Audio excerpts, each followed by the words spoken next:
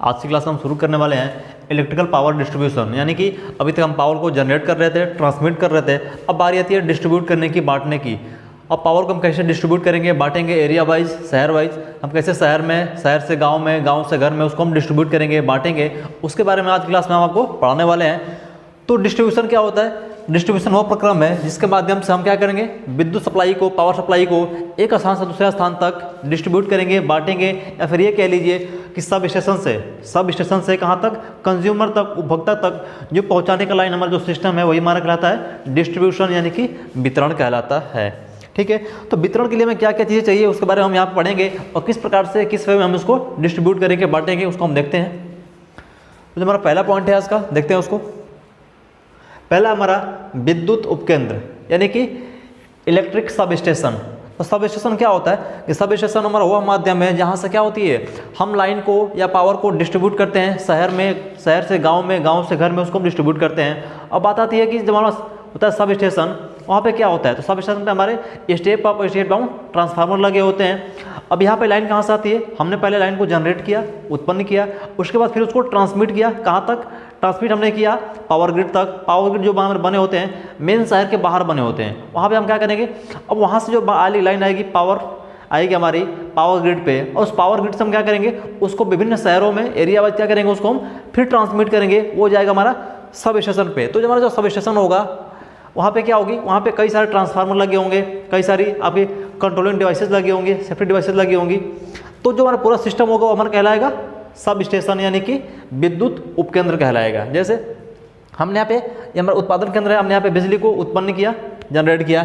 उसके बाद हमने क्या किया, एक ट्रांसफार्मर लगा स्टेप अप, जो क्या करेगा, जो वोल्टेज को स्टेप अप यानी कि बढ़ाएगा। यानी कि हमने अगर 11 किलो वोल्ट पे या 11,000 वोल्ट पे क्या किया, हमने विद्युत को जनरेट किया, वो उसको स्टेप अप करेगा, बढ़ाएगा कहाँ तक, 66 kilo volt, 132 kilo volt, 220 kilo volt, या फिर 400 किलो वोल्ट तक वो क्या करेगा, बढ़ाएगा। और बढ़ा के वो क्या करेगा, ट्रांसमिट करेगा। ये जो टावर लगे हुए हैं ये क्या करेंगे, ये ट्रांसमिट करेंगे। जो बड़े बड़े टावर लगे होते हैं वो ट्रांसमिशन के लिए लगाए जाते हैं, जिनमें क्या होती है, हम हाई वोल्टेज पे पावर को सप्लाई करते हैं। इसका फ़ायदा क्या हो जाता है कि हमारी लॉसेस कम होती हैं, हमारा जो कॉस्ट आता है वो कम हो जाता है, और जो हमारा वोल्टेज रेगुलेशन है वो बढ़िया हो जाता है। इन सब चीज़ों को हम देखते हुए हाई वोल्ट पे इसको ट्रांसमिट करते हैं, भेजते हैं। उसके बाद हम यहाँ भेज दिए। अब यहाँ हमारा क्या है, ये समझ लीजिए कि हमारा क्या है, एक पावर ग्रिड स्टेशन है जो शहर के बाहर लगे होते हैं। अब वहाँ से हम इसको फिर क्या करेंगे, डिस्ट्रीब्यूट करेंगे, कहाँ तक लेके आएंगे, सब स्टेशन तक, पावर स्टेशन तक। अब यहाँ क्या होगा, अब यहाँ के बाद हम क्या करेंगे, हम डिस्ट्रीब्यूट करेंगे, बांटेंगे एरिया वाइज, छोटे छोटे शहरों में, फिर वहाँ से फिर गाँव में। तो ये हमारा क्या है, ये हमारा प्राइमरी वितरण है, हमारा जो ये क्या है, मेन सब स्टेशन है। इसके बाद हम इसको क्या करेंगे, डिस्ट्रीब्यूट करेंगे, वितरित करेंगे। तो ये हमारा कहलाएगा प्राइमरी डिस्ट्रीब्यूशन, जो होता है 11 किलो वोल्ट पे। तो मैंने पढ़ाया था आपको इसके पहले क्लास में कि जो हमारी प्राइमरी होती है डिस्ट्रीब्यूशन, वो 11 किलो वोल्ट यानी कि 11,000 वोल्ट पे होती है। इसके बाद हम यहाँ भेजेंगे फिर छोटे छोटे सब स्टेशन पे, जो हमारे शहर में कई सारे सब स्टेशन बने होते हैं, या फिर गांव के आसपास जो बने होते हैं सब स्टेशन, वहाँ भेजेंगे। वहाँ भेजने के बाद हमारा क्या होगा, सेकेंडरी डिस्ट्रीब्यूशन होगा। वो क्या होगा, वो होगा 11/400 वोल्ट, 11 kV कह लो, 11 kV और 400 वोल्ट। यानी कि हम क्या करेंगे, जब सेकेंडरी में हम डिस्ट्रीब्यूट करेंगे तो 11 किलो वोल्ट को, यानी कि 11,000 वोल्ट को हम क्या करेंगे, उसको स्टेप डाउन करेंगे ट्रांसफार्मर के माध्यम से, और उसको क्या करेंगे, घरों में हम सप्लाई के लिए कंज्यूमर को सेंड कर देंगे। ये हमारा होगा डिस्ट्रीब्यूशन। तो जो पूरा सिस्टम हमारा क्या कहलाएगा, हमारा कहलाएगा सब स्टेशन, यानी कि उपकेंद्र कहलाएगा। ठीक है, और मैंने कल बताया भी था आपको कि जब हम बात करेंगे ट्रांसमिशन की तो दो तरह के होते हैं, एक होती है प्राइमरी, एक होती है सेकेंडरी। उसी प्रकार जब हम बात करेंगे डिस्ट्रीब्यूशन की तो वहाँ भी क्या होगी, दो प्रकार की प्राइमरी और सेकेंडरी डिस्ट्रीब्यूशन करते हैं, और वहाँ से क्वेश्चन कैसे आता है मैंने आपको कल बता दिया था। तो पहला है विद्युत उपकेंद्र के कार्य, क्या क्या कार्य होते हैं। तो नंबर 1 कह रहा है कि विद्युत पारेषण उपकेंद्र से 11 किलो वोल्ट आपूर्ति प्राप्त करना है। यानी कि इसका काम क्या है कि जो हमारे शहर के बाहर लगे हुए हैं पावर ग्रिड, वहाँ से क्या करेगा, वहाँ से 11,000 वोल्ट पे, यानी कि 11 किलो वोल्ट पे क्या करेगा, पावर को प्राप्त करेगा, एक्सेप्ट करेगा। उसके बाद क्या करेगा, उसको बाद वो क्या करेगा, छोटे छोटे शहरों में या फिर छोटे छोटे सब स्टेशन पे उसको डिस्ट्रीब्यूट करेगा, वितरित करेगा। वो कितने पे, तो 11 kV बटा 400 वोल्ट पे, 11 kV बाई 400 वोल्ट पे। ठीक है, ये हमारा पहला काम क्या हो गया कि अब फीडर से या फिर क्या पावर ग्रिड से 11,000 या 11 किलो वोल्ट को प्राप्त करेगा, एब्जॉर्ब करेगा। उसके बाद नंबर सेकंड कि 11 किलो वोल्ट की वितरण लाइन के द्वारा कॉलोनी, मोहल्लों, उपनगर या फिर जहाँ पे इंडस्ट्री है वहाँ पे क्या करेंगे, इसको हम डिस्ट्रीब्यूट करेंगे, बांटेंगे या फिर भेजेंगे। तो ये हमारा काम होगा किसका, ये भी हमारा काम होगा सब स्टेशन का ही। अब ये क्या करेगा, इस 11,000 वोल्ट को 11 किलो वोल्ट कह लो या फिर 11,000 वोल्ट को क्या करेगा, यह स्टेप डाउन करेगा और 440 या फिर 400 वोल्ट में क्या करेगा, कन्वर्ट करेगा, बदलेगा और कहाँ देगा, और देगा हमें यूज़ करने के लिए, यानी कि उपभोक्ता को, कंज्यूमर को। तो ये काम होता है हमारा सब स्टेशन का। इसके बाद थर्ड नंबर कह रहा है कि 11 किलो वोल्ट की वोल्टता विद्युत शक्ति को 400 वोल्ट में अपचायित करने के लिए हम क्या करेंगे, 3 फेज AC परिवर्तित करने के लिए सीधे निकटवर्ती कॉलोनी उपभोक्ताओं को प्रदान करता है। यानी क्या करेंगे कि हम इसको जब स्टेप डाउन करेंगे, इसके लिए हम लगाएंगे step down transformer. Step down हम ट्रांसफार्मर लगाएंगे जो क्या करेगा, इस 11,000 वोल्ट को, 11 किलो वोल्ट को क्या करेगा, स्टेप डाउन करेगा कितने में, 440 वोल्ट में या फिर 400 वोल्ट में। उसके बाद क्या करेगा, उसके बाद 3 फेज AC में परिवर्तित करके क्या करेगा, सीधे ही अपने आसपास जो उपस्थित है नज़दीकी क्या करेगा, कॉलोनी के उपभोक्ताओं को प्रदान करेगा, यानी कि जो कंज्यूमर है उनको प्रोवाइड करा देगा। ये हमारा काम होता है सब स्टेशन का। ठीक है, तब बात करेंगे, अगर हम बात करें 3 फेज की, अगर 3 फेज की बात करेगा तो वो 400 वोल्ट देगा 3 फेज के लिए, 3 फेज के लिए 400 वोल्ट। और बात करें हम सिंगल फेज के लिए, तो बताया था मैंने इसकी पहली क्लास में, सिंगल फेज के लिए कितना होगा, 230 वोल्ट। ठीक है, और जो हमारा जो 400 वोल्ट है 3 फेज कहने का मतलब क्या होगा, इसको बोलेंगे लाइन वोल्टेज, यानी कि फेज टू फेज वोल्टेज। किन्हीं दो फेजों के बीच में जो वोल्टेज मापेंगे उसे बोलेंगे हम लाइन वोल्टेज। ये हमारा लाइन वोल्टेज होगा 400 वोल्ट। इसको बोलेंगे सिंगल फेज, यानी कि इसे बोलेंगे हम केवल फेज वोल्टेज, यानी कि एक फेज और एक न्यूट्रल के बीच जो वोल्टेज मापा गया है उसे बोलेंगे हम फेज वोल्टेज, जो हमारी होती है 230 वोल्ट होती है। तो ये भी क्वेश्चन पूछा जाता है एग्जाम में। ठीक है, आगे बढ़ते हैं।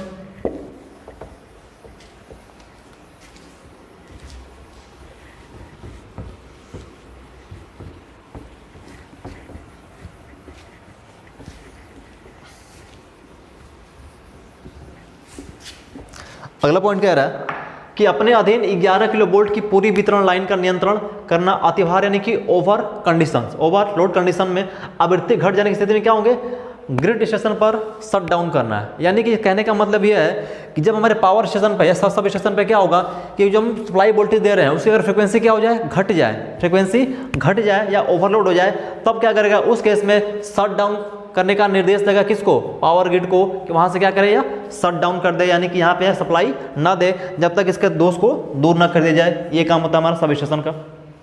इसके बाद नेक्स्ट पॉइंट है कि अपने क्षेत्र के उपभोक्ताओं की विद्युत संबंधी शिकायतों को दूर करना, सर्विस लाइन एवं उपभोक्ता शक्ति के मीटर तक विद्युत आपूर्ति को सुनिश्चित करना और आवश्यक होने पर मरम्मत करना। यानी कि इसका काम क्या है, जो हमने सप्लाई लिया वहाँ से पावर ग्रिड से सब स्टेशन तक, वो क्या करेगा, वो डिस्ट्रीब्यूट करेगा कहाँ तक, कंज्यूमर तक, उपभोक्ता तक, उसके मीटर तक, जहाँ पे मीटर पैनल लगा हुआ है वहाँ तक इसका काम है सप्लाई भेजना। अगर इन केस अगर खराबी आ जाती है मीटर में या किसी बीच में अगर खराबी आ जाती है तो उस केस को क्या करेगा, उस केस में भी इसका काम होगा कि निर्देश देगा और सप्लाई को ऑफ कर देगा, फिर उस चीज़ को दूर करेगा। उसके बाद क्या करेगा, दोष को दूर करने के बाद फिर हमें सप्लाई वापस देगा। नेक्स्ट पॉइंट क्या है कि विद्युत वितरण के लिए स्थापित 11 kilo volt by 400 volt transformer का अनुरक्षण, प्रतिस्थापन आदि करना है। यानी कि हम जो ट्रांसफार्मर लगा रहे हैं स्टेप डाउन, कौन सा ट्रांसफार्मर जो हम यूज कर रहे हैं, स्टेप डाउन क्यों कर रहे हैं कि यह क्या करेगा, हाई वोल्टेज को लो वोल्टेज में कन्वर्ट करेगा, स्टेप डाउन करेगा।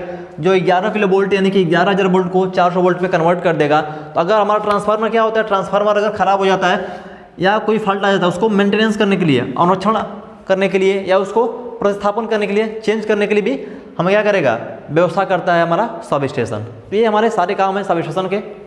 और मेनली जो हमारा वर्क है कि क्या करेगा, सब स्टेशन से वोल्टेज को स्टेप डाउन करेगा और कंज्यूमर तक सप्लाई भेजेगा। ये हमारा मेन काम है सब स्टेशन का।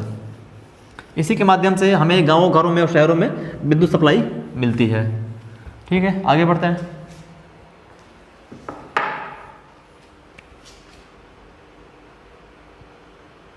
अगला पॉइंट है कि विद्युत वितरण उपकेंद्रों में प्रयुक्त उपकरण, यानी कि जो हम स्थापित किए हैं, हम डिस्ट्रीब्यूशन सेंटर जो स्थापित कर रहे हैं, जैसे हमारा सब स्टेशन है, तो उसमें पावर को डिस्ट्रीब्यूट करने के लिए क्या क्या चीज़ें आवश्यकता पड़ेंगी, किन किन चीज़ों को हमें यूज में लेना होगा, पावर को या फिर इलेक्ट्रिसिटी को डिस्ट्रीब्यूट करने के लिए, वितरित करने के लिए। तो नंबर कह रहा है एक पावर ट्रांसफार्मर। क्या कह रहा है? Power transformer. तो पावर ट्रांसफार्मर कहने का मतलब क्या होगा? ये हमारा उच्च वोल्टेज क्या होगा? उच्च वोल्टेज ट्रांसफार्मर होगा, जो क्या करेगा? उच्च वोल्टेज पे यानी कि हाई वोल्टेज पे क्या करेगा? पावर ग्रिड से इलेक्ट्रिसिटी को प्राप्त करेगा। इसके बाद क्या करेगा? इसको स्टेप डाउन करेगा। कहाँ पे? सब स्टेशन पे। अगर वहाँ से अगर हमें मान लो मिल रहा है कितने वोल्ट पे? 33 किलो वोल्ट पे। हमने अगर 33 किलो वोल्ट पे पावर ग्रिड से लाइट को प्राप्त किया, अगर इसको हम भेजना है कहाँ पे? सब स्टेशन पे। सब स्टेशन में भेज रहे हैं, तो ये क्या होगा? यहाँ पे स्टेप डाउन होगा और कहाँ होगा?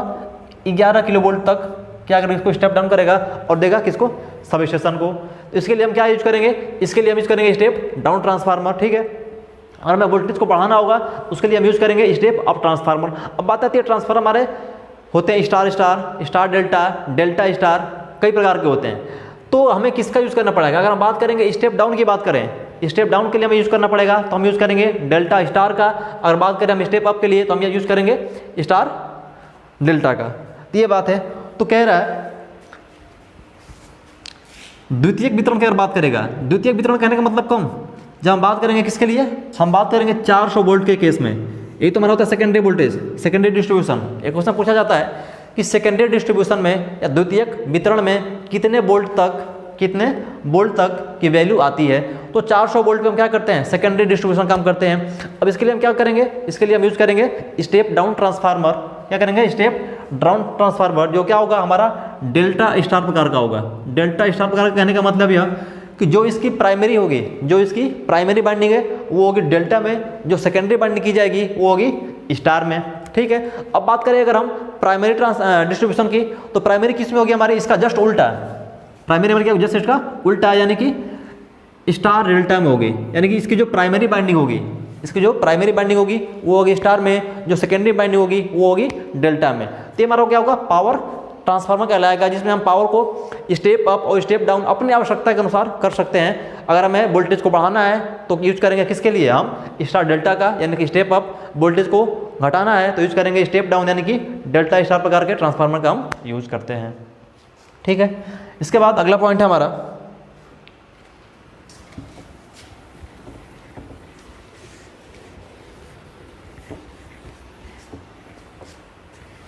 Current transformer. तो ये भी हमारा एक प्रकार का ट्रांसफार्मर है, जिसको हम इंस्ट्रूमेंट ट्रांसफार्मर के नाम से भी जानते हैं। करंट ट्रांसफार्मर को हम इंस्ट्रूमेंट या उपयंत्र ट्रांसफार्मर के नाम से भी जानते हैं। इसका क्या काम होता है? इसका हम यूज़ करते हैं मेजरिंग के रूप में, यानी कि जहाँ पे हमें करंट को मापना हो, बहुत हाई धारा को, हाई करंट को मापना हो, वहाँ पे हम करंट ट्रांसफार्मर का यूज़ करते हैं। इसी प्रकार एक प्रकार का होता है आपका वोल्टेज ट्रांसफार्मर, जो क्या करेगा? बहुत हाई वोल्टेज को मापने का, मेजर करने का काम करता है। तो हमारा करंट ट्रांसफार्मर क्या करेगा कि इसमें हम क्या करेंगे? जब हाई वोल्टेज पे हम क्या करेंगे? ट्रांसमिट करेंगे या फिर डिस्ट्रीब्यूट करेंगे, तो उस केस में हम इसका अगर यूज करेंगे तो क्या करेगा? उस समय लाइन में कितनी करंट फ्लो हो रही है, कितनी करंट पास कर रही है, उसको यह मेजर करेगा, मापेगा। यदि ओवरलोड केस में धारा का मान, इसका एक निश्चित दायरा होगा, इसकी एक लिमिट रेंज होगी, उस रेंज के ऊपर अगर करंट फ्लो होगी तो क्या होगा? उसको एक निर्देश देगा या फिर उसको सर्किट से ब्रेक कर देगा और सप्लाई नहीं जाने देगा। ये काम होता है हमारा इंस्ट्रूमेंट ट्रांसफार्मर, यानी कि उपयंत्र ट्रांसफार्मर का। तो ये कह रहा विद्युत वितरण उपकेंद्रों में करंट ट्रांसफार्मर उच्च वोल्टता परिपथ में मापन, यानी कि मेजरिंग करने के लिए एवं संकेतन, यानी कि सिग्नलिंग के लिए हम प्रयुक्त करते हैं। किसको मापेगा भाई? क्योंकि बात करें हम करंट ट्रांसफार्मर की, यह करंट को मापेगा। ठीक है। आप जब पढ़े होंगे ट्रांसफार्मर तो आपने पढ़ा होगा कि करंट ट्रांसफार्मर क्या काम करता है और जो हमारा पोटेंशियल ट्रांसफार्मर है या विभव ट्रांसफार्मर है वो क्या काम करता है। तो ये कह रहा है इसके अलावा क्या करेगा? यदि परिपथ में धारा का मान रेटेड धारा से क्या होगा? अधिक होता है। परिपथ में धारा का मान रेटेड करंट से, यानी कि अगर इस हम बात करें ट्रांसफार्मर की या फिर जो उसकी सर्किट की बात करें, 50 एम्पियर लिमिट है कि यहाँ से 50 एम्पियर करंट पास होने, 50 एम्पियर करंट फ्लो होना है। यदि हमारी क्या है? ये हमारी रेटेड करंट है 50 एम्पियर। यदि इससे धारा का मान क्या होगा? अधिक होगा, ज़्यादा होगा, तो क्या करेगा? हमारा जो करंट ट्रांसफार्मर है, करंट ट्रांसफार्मर सर्किट को ब्रेक कर देगा और उसके आगे जितने भी हमारे डिवाइसेस लगे हैं उसको जलने से या फिर खराब होने से उसकी सेफ्टी करेगा। तो क्या करेगा? करंट ट्रांसफार्मर उच्च वोल्टता परिपथ उपयंत्रों को परिपथ से क्या करेगा? अलग कर देगा, पृथक कर देगा, जिससे क्या होंगे? सभी हमारे जो इंस्ट्रूमेंट लगे हुए हैं उसके आगे वो क्या होंगे? सुरक्षित रह जाएंगे। इसलिए इसका नाम क्या बोलते हैं? इसको हम इंस्ट्रूमेंट बोलते हैं कि एक इंस्ट्रूमेंट यानी कि उपयंत्र की तरह काम करता है। दो काम होता है, पहला इसका काम है हमारा कि करंट को मेजर करना, नंबर सेकंड कि यदि लोड करंट का मान आवश्यकता से अधिक हो जाए, रेटेड करंट से अधिक हो जाए, उस केस में क्या करेगा, सर्किट को ब्रेक कर देगा और उसके आगे जितने भी हमारे इंस्ट्रूमेंट लगे हुए हैं उनको क्या करेगा, सेफ्टी प्रोवाइड करेगा। ठीक है,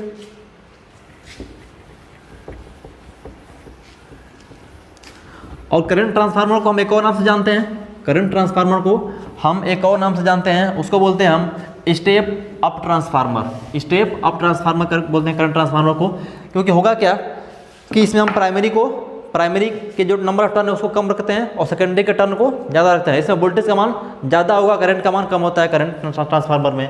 अब बात करेंगे हम पोटेंशियल ट्रांसफार्मर। ये भी हमारा एक इंस्ट्रूमेंट ट्रांसफार्मर है, उपयंत्र ट्रांसफार्मर है। यह क्या करेगा, यह हाई वोल्टेज को मापने का काम करता है। ठीक है, हम इसको बोलेंगे, इसको बोल सकते हैं स्टेप डाउन ट्रांसफार्मर भी कहते हैं। क्यों, क्योंकि इसमें क्या होगा, इसमें वोल्टेज का मान सेकेंडरी में कम होगा, प्राइमरी में ज़्यादा होगा, यानी कि जो नंबर ऑफ टर्न है प्राइमरी में वो अधिक होंगे, सेकेंडरी में नंबर ऑफ टर्न कम होंगे। तो इसको हम कह सकते हैं विवो ट्रांसफार्मर को स्टेप डाउन ट्रांसफार्मर भी कहते हैं। तो क्या होगा कि करंट ट्रांसफार्मर की भांति क्या करेगा, ये जो पोटेंशियल ट्रांसफार्मर है ये भी क्या करेगा, मापेगा किसको, वोल्टेज को, और क्या करेगा, सिग्नलिंग यानी कि संकेतन का काम करेगा। यदि जो हमारा लाइन वोल्टेज है या जो सप्लाई वोल्टेज है उसका मान एक रेटेड वोल्टेज से अधिक होगा तो क्या करेगा, वो क्या करेगा, सर्किट को ब्रेक करेगा। तो मेजरिंग एवं संकेतक उपयंत्रों में इसका प्रयोग किया जाता है। ठीक है, ये पॉइंट हो गया। तो ये क्वेश्चन पूछता है कि हमारा करंट ट्रांसफार्मर है या जो पोटेंशियल यानी कि विवो ट्रांसफार्मर है वो किस प्रकार का ट्रांसफार्मर है। तो एक हमारा इंस्ट्रूमेंट यानी कि उपयंत्र प्रकार का ट्रांसफार्मर है। तो वही बात कह रहा है कि विवो ट्रांसफार्मर का प्रयोग कहाँ करते हैं, 380 वोल्ट से अधिक वोल्टेज मापने के लिए। यहाँ पे जहाँ पे हमें हाई वोल्टेज मेजर करनी हो, जहाँ पे बहुत अधिक वोल्टेज को मापना हो तो क्या करेंगे, वहाँ पे हम पोटेंशियल ट्रांसफार्मर का यूज़ करेंगे, और जहाँ पे हमें अधिक करंट मापना हो वहाँ पे हम क्या करेंगे, करंट ट्रांसफार्मर का यूज़ करेंगे। तो वही कह रहा है इसका प्रयोग 380 वोल्ट से अधिक वोल्टेज मापने के लिए किया जाता है। ठीक है, और क्या करेगा, उच्च वोल्टेज का मान मापन क्या करेगा, सामान्य निम्न वोल्टेज मापक की तरह करता है। क्यों, क्योंकि हमारा क्या, यह स्टेप डाउन ट्रांसफार्मर है। हमारा जो पोटेंशियल ट्रांसफार्मर है हमारा स्टेप डाउन ट्रांसफार्मर है, इसके आउटपुट में जो हमें वोल्टेज मिलेगा वो बहुत ही कम मिलेगा। तो वही कह रहा है कि यह सामान्य क्या करेगा, निम्न वोल्टेज मापक की तरह बिहेव करता है। कहने का मतलब यह है कि हम इसमें एक रेंज सेट करते हैं। सपोज दैट हमने कह दिया 100 वोल्ट बराबर हम एक मान के चल रहे हैं, 100 वोल्ट के मान, ऐसा नहीं, ये कह लीजिए हमने कह दिया 1000 वोल्ट बराबर 10 वोल्ट। कहने का मतलब यह है कि अगर आपको अगर दिखाता है 10 वोल्ट आउटपुट में, अगर आउटपुट में अगर आपका जो ट्रांसफार्मर है दिखाता है 10 वोल्ट, तो हम क्या समझेंगे, हम ये समझेंगे कि हमें क्या है 1000 वोल्ट यहाँ से गुजर रहा है, पास हो रहा है। तो ये हमारा काम होता है पोटेंशियल ट्रांसफार्मर का। इसी प्रकार हम बात करें करंट ट्रांसफार्मर की, तो करंट को बोलते हैं हम स्टेप अप ट्रांसफार्मर, जो क्या करेगा, सेकेंडरी में वोल्टेज का मान बहुत ज़्यादा होगा तो करंट का मान कम होगा। क्योंकि क्या होती है कि जब बात करेंगे ट्रांसफार्मर की, तो ट्रांसफार्मर में पावर क्या होते हैं, हमारे पावर कॉन्स्टेंट होते हैं, नियत होते हैं। तो यही बात है, अगर हमें आउटपुट में 10 वोल्टेज इंडिकेट कर रहा है, शो कर रहा है, तो हम क्या समझेंगे, हम ये समझेंगे कि यहाँ से 1000 वोल्टेज पास हो रहा है, यहाँ पे 1000 वोल्टेज अवेलेबल है, मौजूद है। या फिर अगर आपको दिखा दे आउटपुट में 20 वोल्ट, आपका आउटपुट में दिखा रहा है 20 वोल्ट, तो क्या समझोगे आप कि यहाँ पे क्या होगा, 2000 वोल्ट अवेलेबल है, मौजूद है।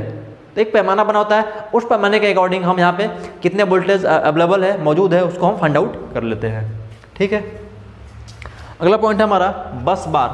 तो बस बार क्या है, बस बार हमारा एक कंडक्टर होता है जो क्या करेगा कि जो हमारी लाइन आती है ना, डिस्ट्रीब्यूशन लाइन, तो कई भागों में या कई क्षेत्र में उसको डिस्ट्रीब्यूट करने का, बांटने का काम करती है, और यह सप्लाई के तौर पे हम यूज़ करते हैं। कहने का मतलब यह हुआ कि जो हमारा बस बार है, बस बार में कई सारे क्षेत्र बने होते हैं या कई सारे कनेक्टिंग पॉइंट बने होते हैं, जो क्या करेगा कि कई सारे एरिया में, कई भागों में लाइन को हम डिस्ट्रीब्यूट कर सकते हैं इस बस बार के माध्यम से। इस प्रकार होता है, या तो ये आयताकार हो सकता है, ठीक है, या फिर वृत्ताकार हो सकता है। तो आयताकार होगा तो ऐसे क्या होंगे, कई सारे इसमें कनेक्टिंग पॉइंट बने होंगे। अब हम चाहें तो ये वाला पॉइंट लेके इधर भेज दें, यहाँ से हम लाइन को ऊपर भेज दें, यहाँ से लाइन को नीचे भेज दें, यहाँ से लाइन को इस एरिया भेज दें। तो बस बार क्या करेगा, बस बार हमारी एक ऐसी युक्ति है, ऐसी कंडक्टर है जिसके माध्यम से हम सप्लाई लाइन को या फिर डिस्ट्रीब्यूशन लाइन को एक से अधिक भागों में उसको डिवाइड कर सकते हैं, बांट सकते हैं, या एक बस बार के माध्यम से हम सप्लाई लाइन को विभिन्न क्षेत्रों में भेज सकते हैं। ये काम होता है हमारा बस बार का। ये हमारा बस बार हो गया। इसमें कई सारे क्या है, कनेक्टिंग पॉइंट लगे हुए हैं। हम इस पॉइंट से हमने एक वायर को जोड़ दिया तो ये हमारा सप्लाई इधर दे देगा। ठीक है, मान लो सपोज दैट यहाँ पे राम है, ये सप्लाई किसको आ गई, राम को आ गई। यहाँ पे अगर मान लो मोहन है तो ये सप्लाई हमने यहाँ से लेके सब कनेक्ट करके सप्लाई दे दिया मोहन को। यहाँ पे अगर मान लिया राहुल बैठा हुआ है तो हमने क्या किया, राहुल के घर को यहाँ से सप्लाई दे दिया हमने। इस प्रकार हमने क्या किया कि एक बस बार के माध्यम से कई सारे पॉइंट को कई सारी जगह पे हमने लाइन को डिस्ट्रीब्यूट कर दिया, बांट दिया। ये हमारा बस बार कहलाता है। अब दो प्रकार के होते हैं। दो प्रकार कहने का मतलब यह कि एक होता है जो इसका आकृति वो होता है आयताकार, एक होता है वृत्ताकार। ठीक है, अब ये एल्युमिनियम या फिर किसका, कॉपर का हो सकता है, लेकिन अधिक मात्रा में हम एल्युमिनियम का ही इस्तेमाल करते हैं। क्यों? क्योंकि इसकी जो कॉस्ट होती है काफ़ी कम होती है एल्युमिनियम के इस्तेमाल करने से। ठीक है, तो यहाँ पे नोट कर लीजिएगा, ये क्वेश्चन पूछता है कि जो हमारा बस बार है वो किसका बना होता है, बस बार किसका बना होता है, या फिर बस बार किस लिए यूज करते हैं। तो बस बार का काम होता है एक सप्लाई से उसको कई भागों में डिस्ट्रीब्यूट करना या फिर कई जगह पे कई क्षेत्र में सप्लाई को बांटना। ये हमारा काम होता है बस बार का। ये अब किसका बना होता है, ये हमारा है एल्युमिनियम, किसका, एल्युमिनियम या फिर किसका, कॉपर यानी कि तांबे का बना होता है। तो आपको अगर ऑप्शन में मिल जाए एल्युमिनियम और तांबा दोनों, अगर आपको ऑप्शन में एल्युमिनियम भी मिल जाए और तांबा भी मिल जाए तो आपको क्या करना है, एल्युमिनियम को प्रेफर करना है। लेकिन यदि आपका केवल ऑप्शन में एल्युमिनियम है तो आप एल्युमिनियम टिक करोगे, या फिर केवल क्या है कॉपर है तो आप कॉपर पर टिक करोगे, एल्युमिनियम नहीं है तो। लेकिन अगर दोनों है तो किसका यूज करोगे आप, एल्युमिनियम का यूज करोगे। इसलिए यहाँ पे दे रखा है क्या कि मुख्यतः एल्युमिनियम बस बार का क्या करते हैं हम प्रयोग करते हैं, अधिक मात्रा में हम एल्युमिनियम बस बार का प्रयोग किया जाता है। तो ध्यान देना कि अगर कॉपर की बात करें और एल्युमिनियम की, और दोनों आपको ऑप्शन में दे रखा है, तो आप किसको प्रेफर करोगे, एल्युमिनियम को आप टिक करोगे, कॉपर को नहीं करोगे। यदि एल्युमिनियम नहीं है तब आप कॉपर को मान के चलोगे ऑप्शन में। ठीक है, अब बात करेंगे इंसुलेटर। तो इंसुलेटर क्या है, आप सब परिचित होंगे इनसे। तो इंसुलेटर कहने का मतलब है हमारा कुचालक। तो कुचालक क्या करेगा, हमारी जो मेन सप्लाई है, सप्लाई लाइन है, उससे उसको अलग करने का काम करेगा। तो कह रहा है कि विद्युत वितरण उपकेंद्रों में सजीव चालकों यानी कि जो हमारा मेन लाइन है, वायर है, उससे या फिर जो बस हमारा बस बार है उसको क्या करने के लिए, इंसुलेट करने के लिए, कुचालक करने के लिए हम क्या करेंगे, हम इंसुलेटिंग मटेरियल का इस्तेमाल करते हैं। किसका, कुचालक पदार्थ का इस्तेमाल करते हैं। तो कुचालक का काम क्या होगा कि विद्युत धारा प्रवाह का विरोध करना और रोकना। तो जो हमारी मेन लाइन है, वायर है, या फिर जो हमारा बस बार है, उसको हम इंसुलेट करने के लिए, ताकि उसमें कोई शॉर्ट सर्किट इस तरह की कोई घटना ना घटे, उस चीज़ को हम करने के लिए हम क्या करते हैं, इंसुलेटर का इस्तेमाल करते हैं। ठीक है, आगे चलते हैं।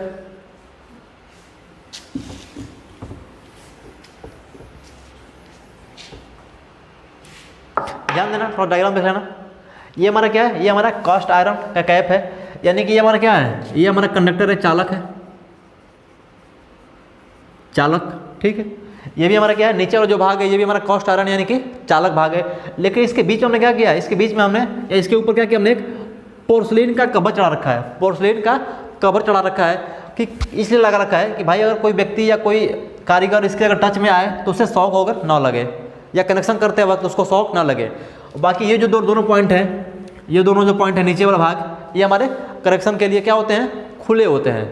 यानी कि ऊपर का थोड़ा भाग और थोड़ा भाग नीचे क्या होगा, हमारा कंडक्टर होगा जिस पे हम कनेक्शन करेंगे, और बाकी जो बीच का पार्ट होगा वो क्या होगा, वो हमारा होगा इंसुलेटेड, ताकि कारीगर को, इलेक्ट्रिशियन को काम करते वक्त कोई शॉक ना लगे।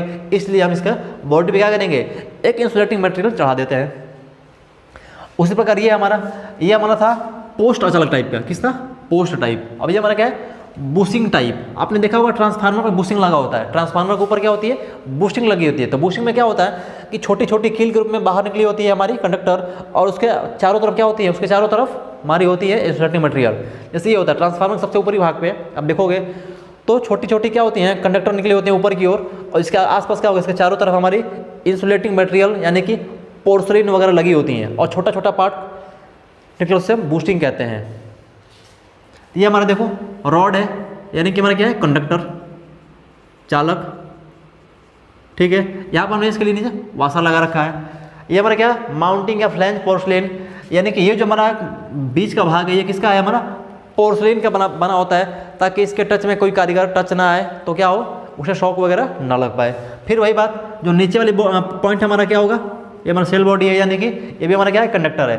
तो ऊपर और नीचे दोनों पार्ट हमारे कंडक्टर होते हैं और बीच में इंसुलेटिंग मटेरियल चढ़ा होता है, तो ये हमारा कहलाएगा इंसुलेटिंग मटेरियल, ऊपर और भाग कंडक्टर कहलाता है।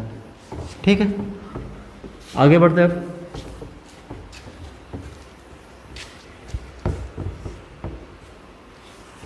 अब बात करेंगे आइसोलेटर स्विच। तो आइसोलेटर क्या होता है, आइसोलेटर एक ऐसा स्विच होता है जो नो लोड अवस्था में सर्किट को ऑन या ऑफ करने का काम करता है।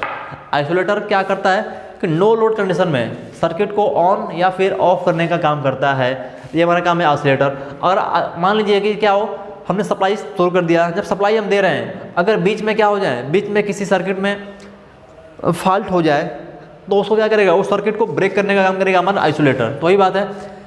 तो क्वेश्चन क्या पूछ सकते हैं यहाँ से, क्वेश्चन क्या पूछ सकता है कि आइसोलेटर किस पे काम करता है, नो लोड पे, फुल लोड पे, इसी मैंने आपको बता रखा है। तो ध्यान देना इसमें फिर एक बार कि विद्युत वितरण उपकेंद्रों में नो लोड की अवस्था में, किसमें, अगर कोई लोड नहीं है, नो लोड है, तो उस केस में क्या होगा, जो हमारा आइसोलेटर होगा क्या करेगा, सर्किट को ब्रेक करने का काम करेगा।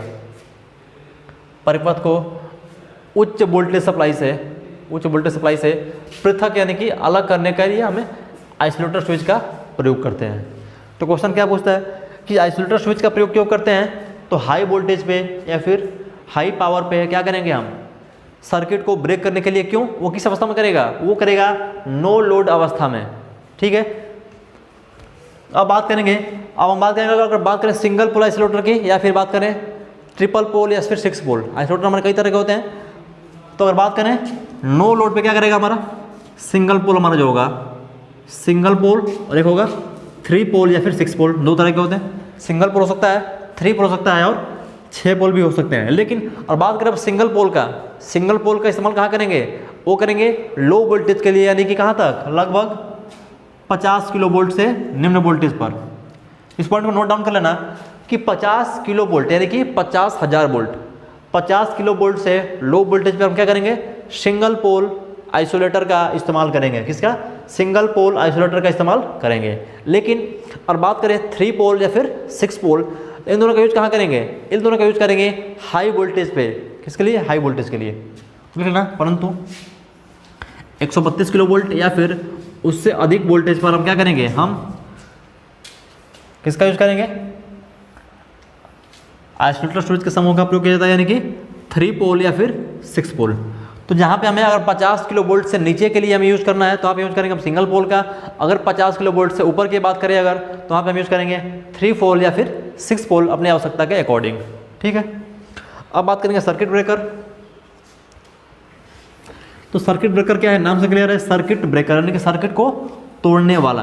तो सर्किट ब्रेकर क्या है कि यह भी हमारा क्या करेगा, आइसोलेटर की भांति, आइसोलेटर की तरह नो लोड अवस्था में क्या करेगा, सर्किट को ओपन करने का काम करेगा, सर्किट को ब्रेक करने का काम करेगा। कब, जब हमारे सर्किट में क्या हो जाए, कोई फॉल्ट आ जाए। जब सर्किट में कोई फॉल्ट आ जाए, तो थोड़ा सा ऊपर कीजिएगा इसको,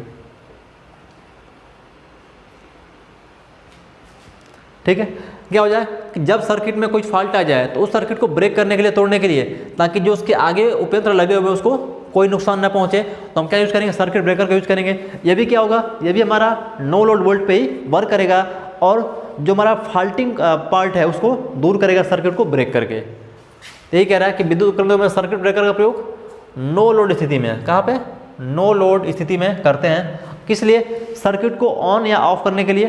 भाई अगर फॉल्ट आ जाएगा सर्किट को ऑफ कर देगा, यानी कि ब्रेक कर देगा, और फॉल्ट आपका क्या हो जाएगा, ठीक हो जाएगा, तो सर्किट को ऑन कर देगा, फिर सप्लाई चालू हो जाएगी। तो ये काम हमारा होता है किसके लिए, ऑन या ऑफ करने का काम करता है हमारा सर्किट ब्रेकर। ठीक है, अब क्या होगा कि सामान्य प्रचालित धारा तथा लघु परिपथ धारा को बनाए रखने अथवा बाधित करने के लिए करता है। यानी कि अगर शॉर्ट सर्किट हो गई तो क्या करेगा, सर्किट को ब्रेक कर देगा, क्योंकि अगर सर्किट ब्रेक नहीं करेगा तो क्या होगा, सर्किट में धारा का मान बहुत ज़्यादा बढ़ जाएगा और उसके आगे जितने भी उपकरण या उपयंत्र लगे हुए हैं सब क्या हो जाएंगे, जल जाएंगे। तो उस चीज़ को देखते हुए क्या करेगा सर्किट ब्रेकर, उसको ब्रेक कर देगा। फिर जब वो फॉल्ट जो आया है शॉर्ट सर्किट का वो दूर हो जाएगा, फिर क्या करेगा, सप्लाई को ऑन कर देगा, हमारी फिर से सप्लाई ऑन हो जाएगी।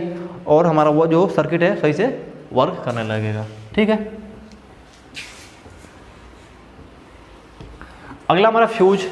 तो फ्यूज भी क्या हमारा, फ्यूज भी एक सेफ्टी डिवाइस है, फ्यूज भी हमारा एक सेफ्टी डिवाइस है। तो फ्यूज भी क्या करता है, फ्यूज भी ओवरलोड कंडीशन में या फिर शॉर्ट सर्किट कंडीशन में जब धारा का मान एक रेटेड करंट से क्या हो, अधिक हो, यानी सर्किट में जब करंट का मान क्या हो, एक रेटेड सर्किट करंट से अधिक हो, उस केस में क्या करेगा, फ्यूज गल जाएगा और सर्किट को ब्रेक कर देगा, ताकि उसके आगे जो भी उपकरण लगे हुए हैं उन पर कोई प्रभाव ना पड़े, वो क्या है, सुरक्षित रहें।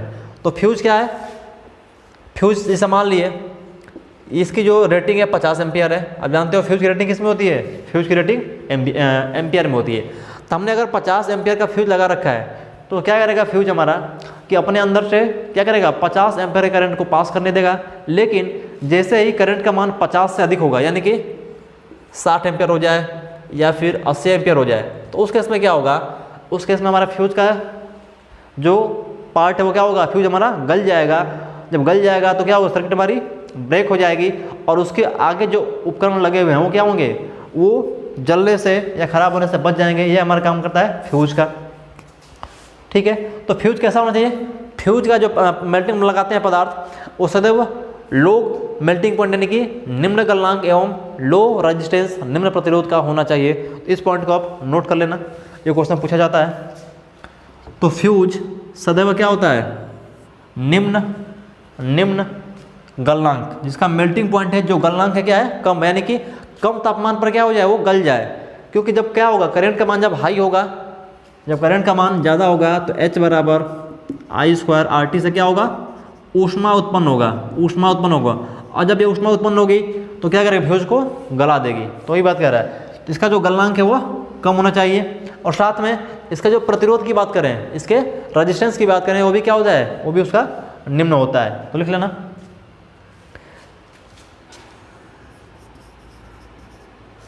फ्यूज का गलनांक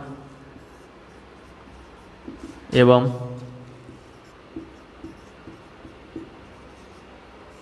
प्रतिरोध निम्न होना चाहिए, निम्न होना चाहिए। ये क्वेश्चन एग्जाम में कई बार पूछा गया है। जो हमारी फ्यूज है उसकी प्रॉपर्टी कैसी होनी चाहिए, तो उसकी जो प्रॉपर्टी है उसका गलनांक भी कम होना चाहिए और जो उसका प्रतिरोध है, रेजिस्टेंस है, वो भी क्या होना चाहिए, कम होना चाहिए। ठीक है, आगे बढ़ते हैं।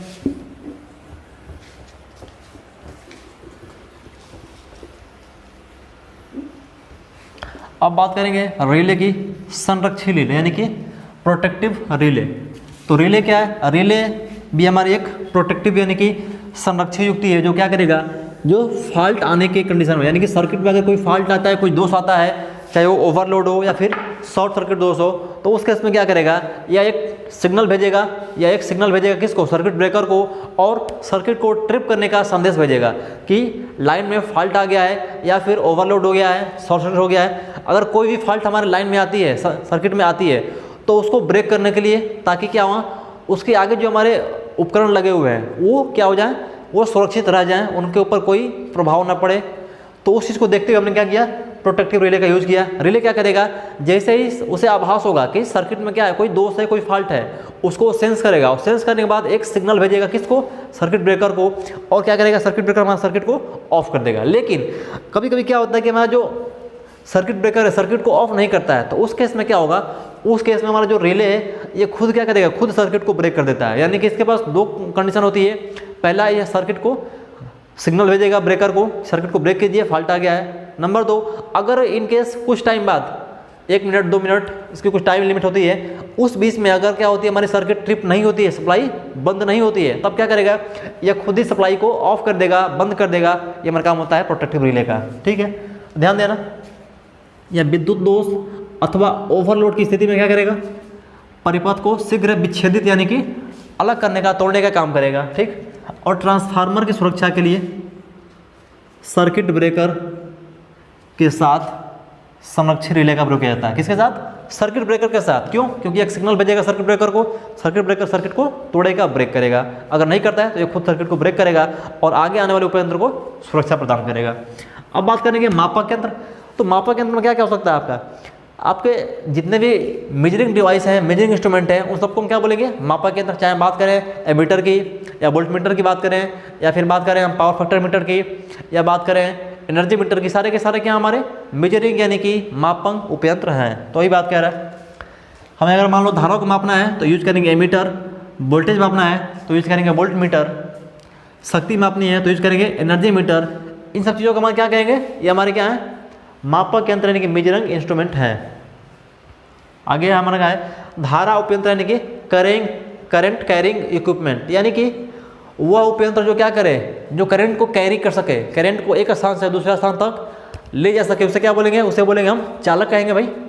नाम है धारावाहक उपयंत्र, यानी कि वह उपयंत्र या वह इंस्ट्रूमेंट जो क्या करे, करंट को एक स्थान से दूसरे स्थान तक लेके जाए, तो क्या होगा हमारा करंट कैरिंग उपयंत्र, करंट इक्विपमेंट या उपकरण कहलाएगा। अब इसके लिए क्या होगा, इसको हम क्या करेंगे, एक सप्लाई लाइन से इसको हम जोड़ देंगे।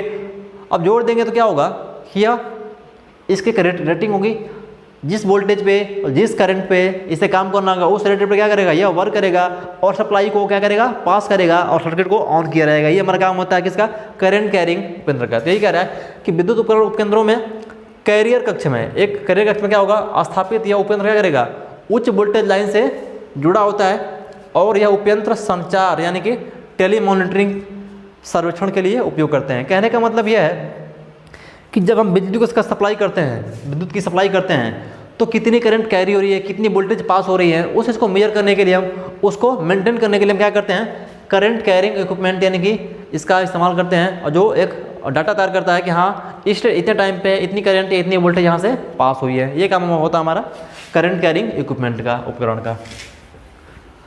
आगे को चलते हैं।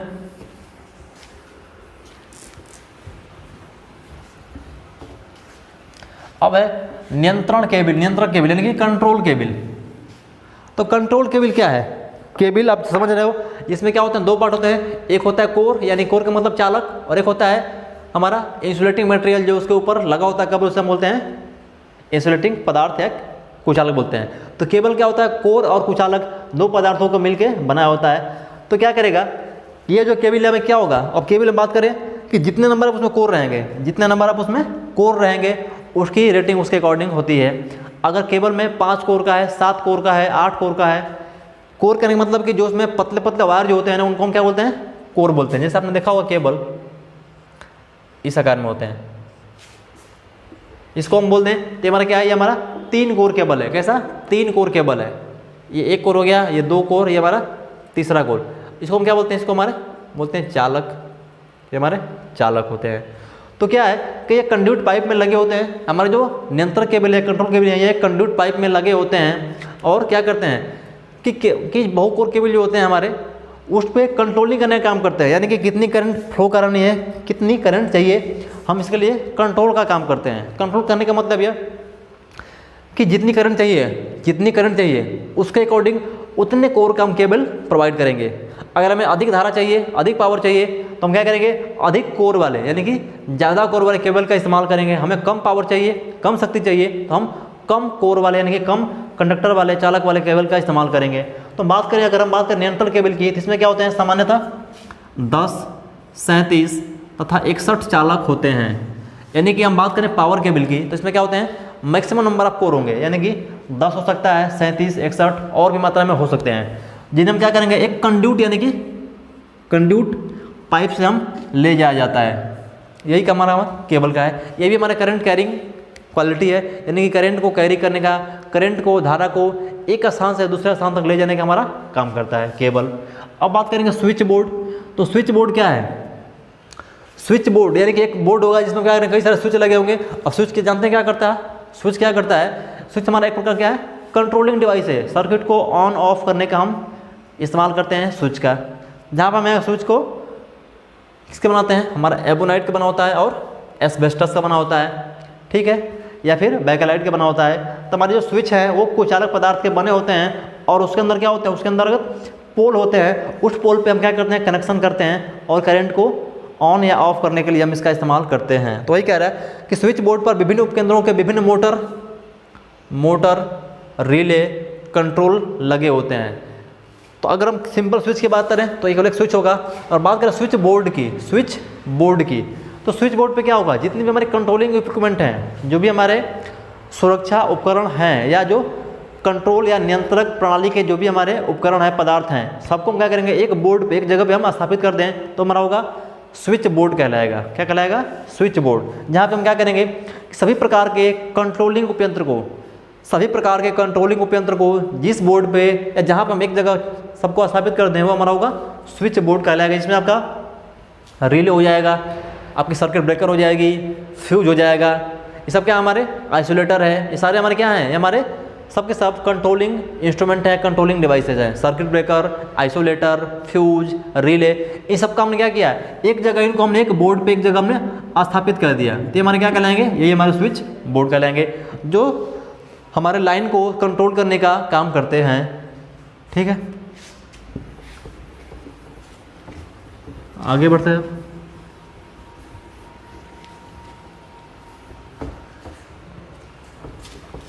अब नियंत्रण कक्ष। नियंत्रण कक्ष कहने का मतलब ये हमारा एक कंट्रोल रूम की बात कर रहा है। तो कंट्रोल रूम कहने का मतलब ये बात है कि एक ऐसा रूम जिसमें क्या हो, सभी कंट्रोलिंग उपकरण लगे हो, सबके सभी कंट्रोलिंग डिवाइसेस लगे हों, उस रूम को क्या बोलेंगे हम, उस रूम को बोलेंगे कंट्रोल रूम या कंट्रोलिंग रूम। जैसे हमने एक रूम तैयार किया, अब इस रूम में क्या है, जितने भी कंट्रोलिंग पैनल हैं, कंट्रोलिंग डिवाइसेज हैं, सब क्या होंगे, इसके अंतर्गत स्थापित होंगे, इसे बोलेंगे हम कंट्रोल रूम। जैसे यहाँ पे हमने एक पैनल लगा दिया, एक पैनल हमारे यहाँ पे है और एक पैनल हमने यहाँ पे लगा दिया है। अब इस पैनल पे क्या है, इस पैनल पे क्या है हमारे कि सारे जो भी स्विचिंग डिवाइसेस हैं, उपकरण है, relay, fuse, circuit breaker, isolator, सब हमने क्या किया है, किसी न किसी पे स्थापित कर रखा है। तो ये हमारे कहलाएंगे कंट्रोल पैनल। अब ये हमारा जो पूरा रूम है, जहाँ पे हमने एक रूम के अंदर इसको लगा रखा है, वो हमारा कंट्रोलिंग रूम कहलाएगा। ठीक है, अब बात करेंगे विद्युत वितरण की प्रणाली। अब कैसे हम विद्युत को डिस्ट्रीब्यूट करते हैं उसको देख लेते हैं।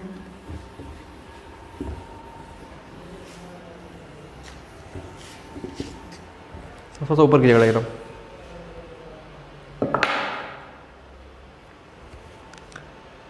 देख रहे हैं यहाँ पे तीन चीज़ है, एक हमारा है सर्विसमैन्स, एक है फीडर, और एक हमारा क्या है, ये हमारा हो जाएगा वितरक यानी कि डिस्ट्रीब्यूटर, वितरक डिस्ट्रीब्यूटर, और ये हमारा क्या है, फीडर है। और ये हमारा क्या है, एस का मतलब क्या है, एस का मतलब सब स्टेशन, सब स्टेशन, इस एस का मतलब क्या हमारा सब स्टेशन है। ये हमारा क्या है, ये जो पूरी लाइन है, ये जो पूरी लाइन है, इसको क्या बोलेंगे, इसको बोलेंगे हम वितरक यानी कि डिस्ट्रीब्यूटर बोलते हैं। ये जो पूरी लाइन जा रही है, सी बी या बी सी, सी डी या फिर ए डी या फिर ए बी, जो ये पूरी लाइन जा रही है हमारी क्या है, इसको बोलेंगे वितरक यानी कि डिस्ट्रीब्यूटर। और बाकी जो ये पार्ट निकले हैं जो एरो की तरह, जो ये जो तीनों भाग निकले हुए हैं एरो वाले, इसको बोलेंगे सर्विस मेन। ठीक है, ये हमारा है सब स्टेशन, और ये हमारा कहलाएगा बीच वाला लाइन फीडर। तो यहाँ से क्वेश्चन पूछता है कि फीडर किसको किसको कनेक्ट करता है, जो हमारा सर्विस मैन है वह किसको किसको कनेक्ट करता है, जो हमारा डिस्ट्रीब्यूटर है, वितरक है, वह किससे किसके कनेक्ट करता है। ठीक है, तो ध्यान देना, हमारे क्या है कि हमारी सब स्टेशन है, उपकेंद्र है। ठीक, अब इस उपकेंद्र पर क्या है, इस उपकेंद्र पे हमारी सप्लाई मौजूद है। अब हम क्या करेंगे, इस सप्लाई को हमें क्या करना होगा, एरिया वाइज डिस्ट्रीब्यूट करना होगा, बांटना होगा। इस सब स्टेशन से विभिन्न एरिया में, विभिन्न इलाकों में क्या करना है, हमें सप्लाई को भेजना है, बांटना है। तो हम क्या करेंगे, इसको हम जोड़ेंगे किससे, फीडर के माध्यम से। तो फीडर क्या करेगा, यहाँ से सप्लाई लेगा किससे, सब स्टेशन से, और ये मान लो ऐसे, अगर इसकी बात करें, ये पूर्व हो गया, ये हो गया पश्चिम यानी कि वेस्ट,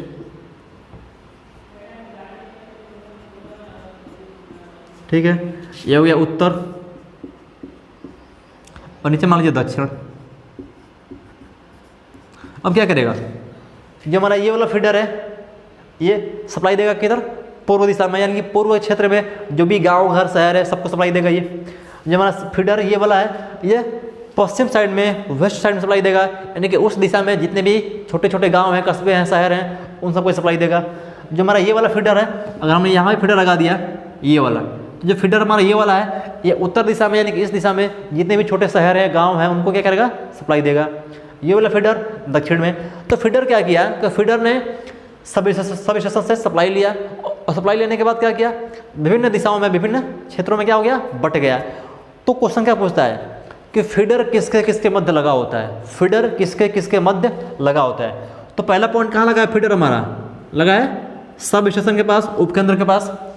नंबर सेकेंड, ये हमारा किसके पास लगा है, ये हमारा लगा है डिस्ट्रीब्यूटर के पास, वितरक के पास, क्योंकि जो हमारी ये वाली लाइन है, जो ये पूरी लाइन है, ये क्या है हमारी वितरक है। तो क्वेश्चन पूछता है कि जो हमारा फीडर है वो किसके किसके मध्य लगा होता है, या फीडर किन दोनों लोग किन दो चीज़ों को आपस में ऐड करता है। तो जो हमारा फीडर है सब स्टेशन और डिस्ट्रीब्यूटर को आपस में जोड़ता है, ठीक है। अब बात करेंगे वितरक क्या होती है, डिस्ट्रीब्यूटर क्या होती है। तो वितरक वो होती है कि जिस माध्यम से, जिस वायर के माध्यम से हम क्या करते हैं, लाइन को एक स्थान से दूसरे स्थान तक ले जाते हैं। जिस वायर के माध्यम से, चाहे वो ओवरहेड हो आपका या फिर अंडरग्राउंड हो, तो जिस माध्यम से हम, जिस वायर की सहायता से लाइन को एक स्थान से दूसरे स्थान तक ले जाते हैं, उसे क्या बोलेंगे, वितरक बोलेंगे, ठीक। अब बात करते हैं सर्विसमैन की। तो सर्विसमैन क्या है, ये जो पार्ट है ना, ये वाले जो एरो वाले निकले हुए हैं, ये हमारे क्या है, सर्विसमैन। तो सर्विसमैन क्या करते हैं, हम जो अपने गांव घरों में जो हमारी लाइन आती है, हमने देखा होगा खंबे पे हमारी जो लाइन चल रही है, हमने देखा है ना गांव में भाई कि खंबे पे हमारी 3 लाइन चल रही है भाई, 4 मान लो भाई, चलो आर वाई और बी और हमारा न्यूट्रल। तो हम क्या करते हैं, तो ये हमारी जो लाइन है ना, ये जो हमारी लाइन है, जो हमारे तीनों फेज हैं, ये हमारे क्या है, डिस्ट्रीब्यूटर हैं या वितरक हैं, क्या है, वितरक कहलाएंगे, ठीक। अब हम क्या करते हैं कि अपने घर में से एक केबल या वायर निकालते हैं और ये क्या करते हैं, इस पॉइंट से हम कनेक्शन निकाल लेते हैं। कहाँ पे, अपने घर के लिए। हमने क्या किया, अपने घर से वायर निकाला और यहाँ से कनेक्शन करके यहाँ पे ले लिया। ये कहलाएगा हमारा सर्विसमैन। तो क्या करता है सर्विसमैन, सर्विसमैन का काम होता है कि उपभोक्ता को, कंज्यूमर को वितरण लाइन से या डिस्ट्रीब्यूशन लाइन से ऐड करना हमारा काम होता है, किसका, सर्विसमैन का। जो हमारा फीडर है, फीडर का काम होता है सब स्टेशन से किसको, डिस्ट्रीब्यूटर को ऐड करना। और डिस्ट्रीब्यूटर क्या होता है कि जो हमारे पूरे सप्लाई लाइन को एक स्थान से दूसरे स्थान तक ले जाता है, उसे हम बोलेंगे डिस्ट्रीब्यूटर, ठीक है। आगे बढ़ते हैं।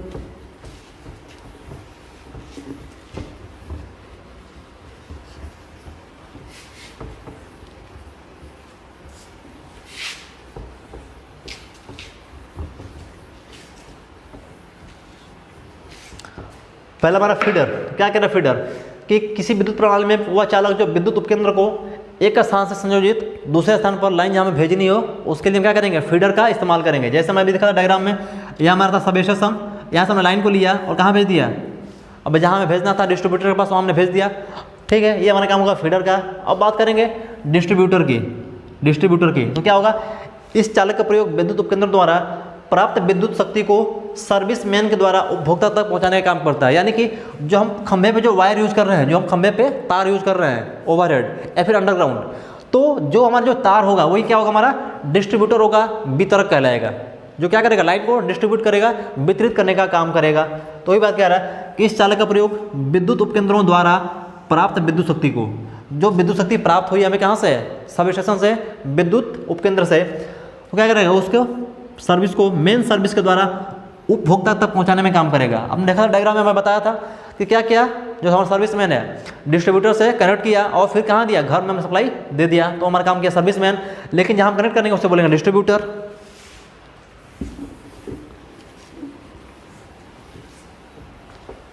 अब सर्विसमैन, तो क्या है सर्विसमैन, सर्विसमैन एक चालक तार केबल होती है जो उपभोक्ता को यानी कि कंज्यूमर को विद्युत वितरक सिरे से जोड़ती है। यानी कि जो हमारी जो लाइन चल रही है वितरण वाली, उससे क्या करेगा, उसको उसके लाइन से और हमारे घर को जहाँ हमें सप्लाई देनी है, कंज्यूमर को कनेक्ट करने का काम करेगा कौन, सर्विसमैन। तो ये क्वेश्चन पूछता है कि सर्विसमैन किसको किसको जोड़ता है, तो किसको, उपभोक्ता को और किसको, वितरण लाइन को जोड़ता है हमारा कौन, सर्विसमैन, ठीक है।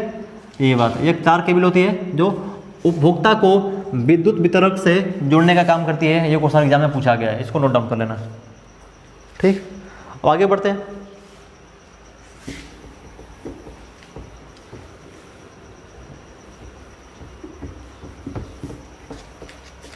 बात करेंगे डिस्ट्रीब्यूशन की। मैंने बताया था कि हमारी डिस्ट्रीब्यूशन दो तरह की होती है, एक होती है प्राइमरी, एक होती है सेकेंडरी। तो हम बात करेंगे पहले किसकी, प्राइमरी वितरण की, यानी कि प्राइमरी डिस्ट्रीब्यूशन सिस्टम की। तो क्या होता है प्राइमरी डिस्ट्रीब्यूशन सिस्टम में, यहाँ पे हम 11 किलो वोल्ट तक यानी कि 11,000 वोल्ट तक क्या करते हैं, विद्युत को डिस्ट्रीब्यूट करते हैं, बांटते हैं। तो ये हमारा होगा प्राइमरी डिस्ट्रीब्यूशन। जो क्या करता है, यह हमारा क्या करेगा, पावर ग्रिड से, हमारा जो प्राइमरी सबस्टेशन है वो क्या करेगा, पावर ग्रिड से 33 किलो वोल्ट पे लाइट को अपने यहाँ प्राप्त करेगा, उसके बाद लगाएगा एक स्टेप डाउन ट्रांसफार्मर, उसके बाद उसको बदलेगा किस में 11 किलो वोल्ट में। अब जो हमारे 11 किलो वोल्ट पे क्या करेगा, जो लाइन को ट्रांसमिट करेगा भेजेगा, उसे क्या बोलेंगे, उसे बोलेंगे हम प्राइमरी डिस्ट्रीब्यूशन। तो वही बात कह रहा है कि विद्युत प्रणाली उत्पादन केंद्रों से प्राप्त उच्च वोल्टेज कितना 11 किलो वोल्ट, 11 किलो वोल्ट से 132 किलो वोल्ट तक। यानी कि हमने क्या किया, जो हम ट्रांसमिट कर रहे हैं कितने वोल्ट पे, हाई वोल्टेज पे, तो हमारा जो सब स्टेशन है क्या करेगा, उसको लेगा और एक स्टेप डाउन ट्रांसफार्मर के माध्यम से उसको स्टेप डाउन करेगा और कहाँ बदलेगा, और बदल देगा 11 किलो वोल्ट में। अब 11 किलो वोल्ट पे क्या करेंगे हम, अब देखो हमारा क्या होगा, अब जो हमारा वितरण वोल्टेज है 1.1 किलो वोल्ट से 11 किलो वोल्ट तक, हमारी जो प्राइमरी डिस्ट्रीब्यूशन है, प्राइमरी वितरण है, वो कहाँ होती है 11 किलो वोल्ट तक होती है। उसमें क्या करें, परिवर्तित करके वितरण के लिए विभिन्न लघु उपकेंद्रों में प्रसारित कर दिया जाता है। यानी कि हमारा प्राइमरी डिस्ट्रीब्यूशन क्या है, यह 11 किलो वोल्ट पे यानी कि 11,000 वोल्ट पे लाइन को क्या करेगा, विभिन्न क्षेत्रों में, विभिन्न शहरों में जो बने हमारे सब स्टेशन, उनको यह क्या करेगा, डिस्ट्रीब्यूट कर देगा, बांट देगा, लाइन को भेज देगा। ये हमारा क्या है, प्राइमरी डिस्ट्रीब्यूशन है। ठीक है, अब देखते हैं सेकेंडरी डिस्ट्रीब्यूशन।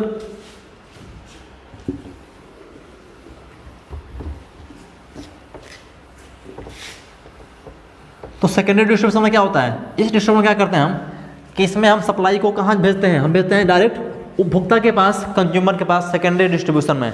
तो यहाँ भी हम क्या करेंगे, एक लगाएंगे स्टेप डाउन ट्रांसफार्मर और उस 11 किलो वोल्ट को क्या करेंगे, हम बदल देंगे किसमें 400 वोल्ट या 420 या 430 वोल्ट में, और सीधे किसको देंगे, सीधे देंगे हम कंज्यूमर को, उपभोक्ता को दे देंगे। तो यही कह रहा है कि यहाँ क्या करेंगे, हम इस उच्च वितरण वोल्टेज यानी कहाँ से कहाँ तक जो हम अभी ट्रांसमिट कर रहे थे, कहाँ कौन कौन 1.1 किलो वोल्ट से 11 किलो वोल्ट जो हम भेज रहे थे, कहाँ पे सब स्टेशन पे, वहाँ जाएगा। वहाँ जाने के बाद क्या करेगा, इसे हम क्या करेंगे, पुनः क्या करेंगे, ट्रांसफार्मर के द्वारा स्टेप डाउन करेंगे। जब हमने वोल्टेज भेजा इसको हम स्टेप डाउन करेंगे और कहाँ बदलेंगे, इसको बता देंगे किसमें 415 वोल्ट में, इसको हम कन्वर्ट कर लेंगे। अब इस 415 वोल्ट को हम कहाँ भेजेंगे, सीधे भेजेंगे किसके पास, कंज्यूमर के पास, जैसे हम और आप हैं। परिवर्तित करके क्या होगा, इस निम्न वोल्टेज को वितरकों द्वारा यानी कि डिस्ट्रीब्यूटर द्वारा क्या होगा, उपभोक्ता तक यानी कि हमारे और आप तक पहुंचाया जाता है। तो ध्यान रखना क्वेश्चन क्या पूछता है, अगर बात करें प्राइमरी डिस्ट्रीब्यूशन या प्राइमरी वितरण की बात करें तो वो होती है मैक्सिमम कहाँ तक 11 किलो वोल्ट तक। अब बात करें सेकेंडरी डिस्ट्रीब्यूशन, सेकेंडरी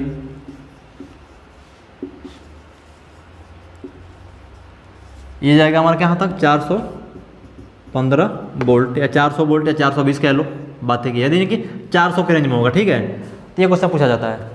आगे बढ़ते हैं।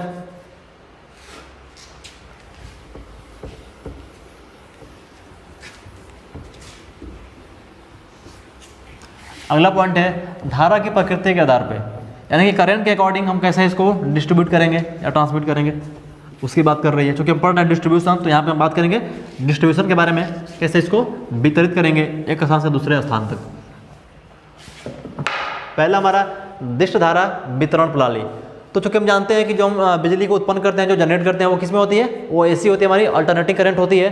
अब हमें अगर डिष्ट धारा यूज करना है या इस पर हम भेजना है, तो क्या करेंगे, हम इस एसी को डीसी में कन्वर्ट करेंगे, इस एसी को डीसी में कन्वर्ट करेंगे, और उसके बाद उपयोगी स्थान पे जहाँ पे हमें इसको उपयोग करना है, किसको, इस डीसी को, वहाँ पे हम क्या करेंगे, इसको भेजेंगे। तो यही कह रहा है कि विद्युत उत्पादन, संचरण एवं वितरण में मुख्यतः क्या होती है, हमारी एसी करंट प्रयुक्त होती है, एसी प्रयुक्त होती है। लेकिन जहाँ पे हमें डीसी की आवश्यकता है तो क्या करेंगे हम, परंतु कुछ अनुप्रयोग जैसे डीसी मशीन के लिए, विद्युत रासायनिक कार्य के लिए और डीसी की आवश्यकता जहाँ होती है, वहाँ क्या करेंगे हम, वहाँ पे हम लगाएंगे रेक्टिफायर, और रेक्टिफायर के माध्यम से इस एसी को डीसी में कन्वर्ट करेंगे, और कन्वर्ट करने के बाद जहाँ हमें आवश्यकता होगी डीसी की, वहाँ इस डीसी सप्लाई को हम वापस भेज देंगे और अपना काम कर लेंगे। तो ये हमारी हो गई डीसी के आधार पे।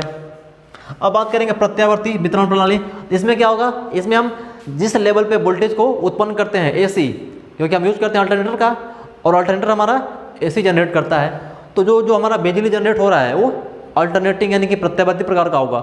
अब इसको हम अपनी आवश्यकता अनुसार स्टेप अप या स्टेप डाउन करके जहां हमें जैसी आवश्यकता होगी उसी आवश्यकता के अनुसार इसको हम भेज लेंगे। ये हमारा होगा प्रत्यावर्ती यानी कि अल्टरनेटिंग करंट के आधार पर। ठीक है, अब चलते हैं नेक्स्ट टॉपिक की ओर।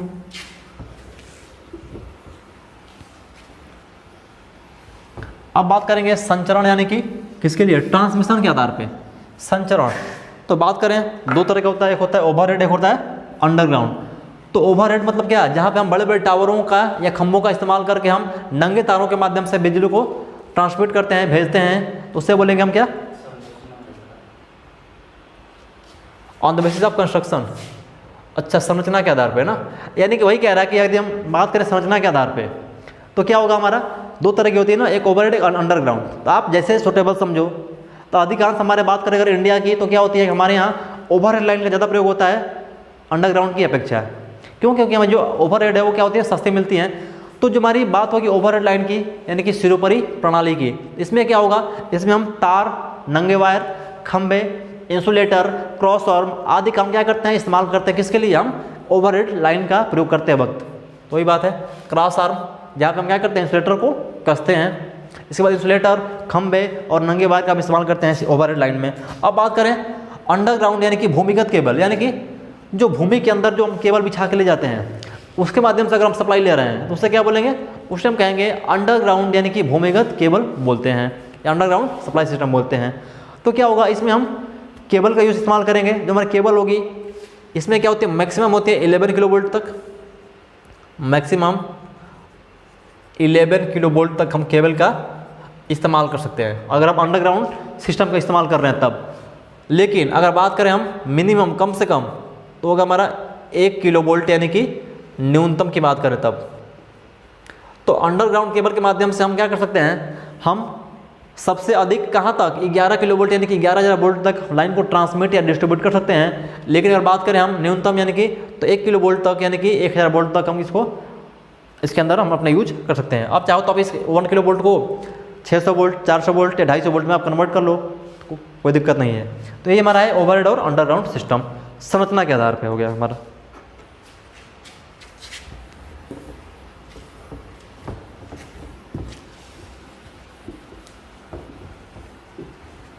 अब बात करेंगे कनेक्शन, यानी कि संयोजन के आधार पे कैसे हम कनेक्ट कर रहे हैं, उसके अकॉर्डिंग हमारी जो हमारी डिस्ट्रीब्यूशन है वो कितने प्रकार की, आप कैसे कैसे हम करते हैं। तो पहला है रेडियल प्रणाली। किसकी, रेडियल। रेडियल कहने का मतलब हम कह सकते हो अक्षीय, हिंदी में कह सकते हो अक्षीय, अक्षीय प्रणाली या सिस्टम।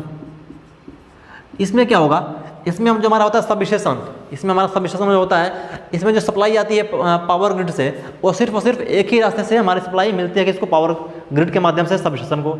अब वहाँ से हम क्या करेंगे कि हम लगाएंगे आपका वो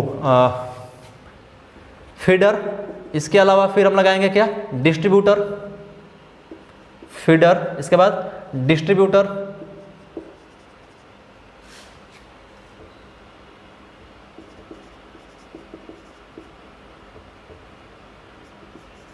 इसके अलावा यानी कि आपने क्या लगाया, डिस्ट्रीब्यूटर लगाया, फीडर लगाया, इसके बाद आप लगाओगे बस बार, बस बार। तो इन सब चीज़ों का क्या करोगे, इसमें यूज करोगे इसमें रेडियल सिस्टम में। इसके अलावा आप लगा सकते हो सर्किट ब्रेकर यानी कि सीबी। तो आप सीबी यानी कि सर्किट ब्रेकर, बस बार, फीडर, डिस्ट्रीब्यूटर इत्यादि चीज़ों का आप यूज करोगे। और यूज करके क्या करोगे, यहाँ से हम रेडियल प्रणाली यानी कि अक्षीय प्रणाली के माध्यम से क्या करेंगे, हम लाइन को डिस्ट्रीब्यूट करेंगे। लेकिन इसमें एक ही नुकसान है कि जब हमारा जो सब स्टेशन है, जो हमारा उपकेंद्र है, उस पर जब सप्लाई लेके आते हैं पावर ग्रिड के माध्यम से, वो सिर्फ और सिर्फ एक ही माध्यम से यानी कि एक ही तरफ से हम लेके आते हैं। ठीक है, अब यहाँ से हम कई सारे भागों में लाइन को हम अपने इच्छा अनुसार जहाँ जहाँ भेजना हो वहाँ हम इसको डिस्ट्रीब्यूट कर सकते हैं। ध्यान देना यहाँ पे इसका क्या है, इस वितरण प्रणाली में प्रत्येक वितरण केंद्र को यानी कि डिस्ट्रीब्यूशन सेंटर को एक ओर से सप्लाई प्रदान की जाती है।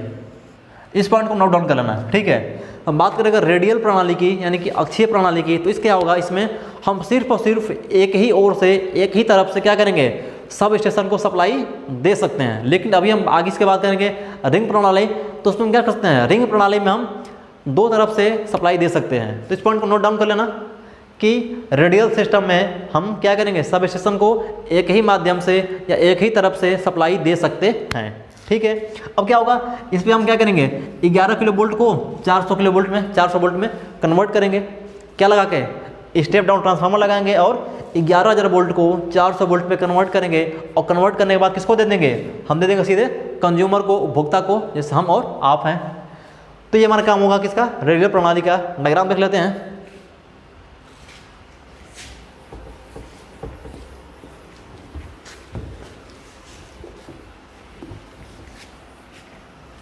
ये हमारा डायग्राम है रेडियल प्रणाली का, यानी कि रेडियल सिस्टम का, कनेक्शन के आधार पे ना। अगर हम रेडियल सिस्टम यूज़ कर रहे हैं तो देखना ये हमारा क्या है, ये हमारा एक सब स्टेशन उपकेंद्र है। कौन सा, 33 kilo volt by 11 kilo volt. यानी क्या होगा कि यहाँ पे हमने क्या किया, यहाँ पे हमने फीडर से, ध्यान देना यहाँ पे, यहाँ हमारा लगा पावर ग्रिड, पावर ग्रिड, ठीक है। तो पावर ग्रिड से जो हमें सप्लाई मिलेगी, पावर ग्रिड से जो हमें सप्लाई मिल रही है तो कहाँ जाएगी, वो देगा किसको, सब स्टेशन को। कितने रूप में, 33 किलो वोल्ट पे किसको देगा, सब स्टेशन को। अब क्या करेगा सब स्टेशन कि लगाएगा एक स्टेप डाउन ट्रांसफार्मर। क्या लगाएगा, स्टेप डाउन ट्रांसफार्मर। जो हमारा पावर ग्रिड है ना, यह 33 किलो वोल्ट पर क्या करेगा, 33 किलो वोल्ट पर किसको देगा, देगा इस सब स्टेशन को।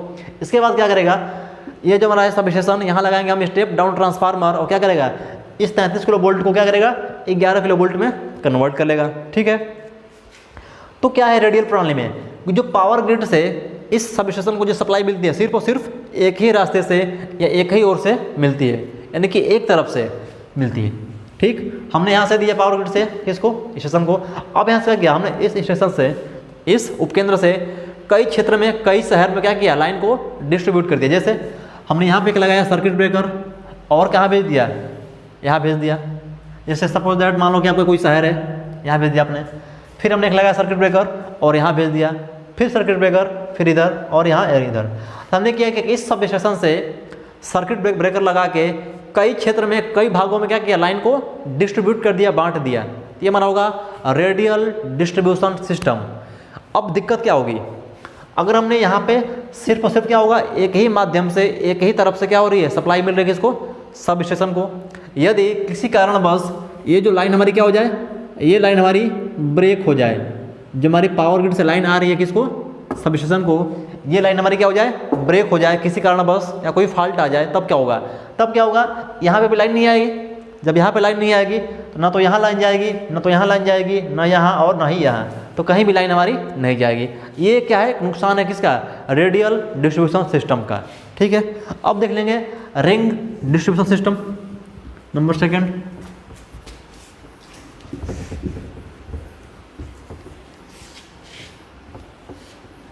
तो इसमें क्या होगा, रिंग डिस्ट्रीब्यूशन सिस्टम में, इसमें क्या होगा, इसमें जो डायग्राम बनेगा इसका एक रिंग की तरह, गोले की तरह बन जाएगा। इसमें क्या होगा, इसमें जो हमारा जो सब स्टेशन है उसको सप्लाई हम दो माध्यम से या दो रास्तों से देंगे, दो तरह से देंगे, ताकि अगर इन केस एक सप्लाई हमारी क्या जो फेल भी हो जाए, कोई फॉल्ट आ जाए, तब भी क्या हो, दूसरे रास्ते से क्या हो, हमें सब स्टेशन को सप्लाई मिलती रहे। तो ये हमारा क्या होगा, रिंग, क्या होगा, रिंग सिस्टम कहलाएगा। देखना इस प्रणाली में प्रत्येक वितरण केंद्र को दो ओर से, यानी कि दो तरफ से हम क्या करेंगे, सप्लाई प्रदान करेंगे, ठीक है। अब ये भी किसको देगा, ये भी 11 किलो वोल्ट तक कन्वर्ट करेगा, फिर उसको भेजेगा किसके पास, कंज्यूमर के पास भेज देगा। देख लेते हैं इसका डायग्राम।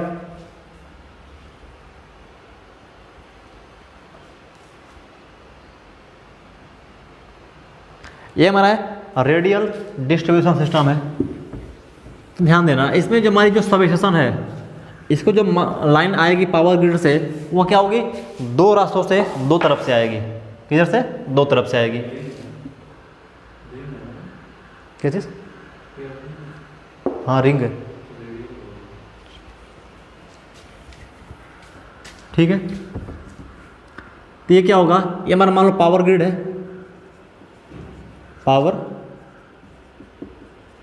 ग्रिड, ठीक है। अब यहाँ से क्या होगा, हमने पहले पावर को जनरेट किया, जनरेट करने के बाद क्या किया, हाई वोल्टेज पे ट्रांसमिट किया, किसके पास, वो गया पावर ग्रिड के पास।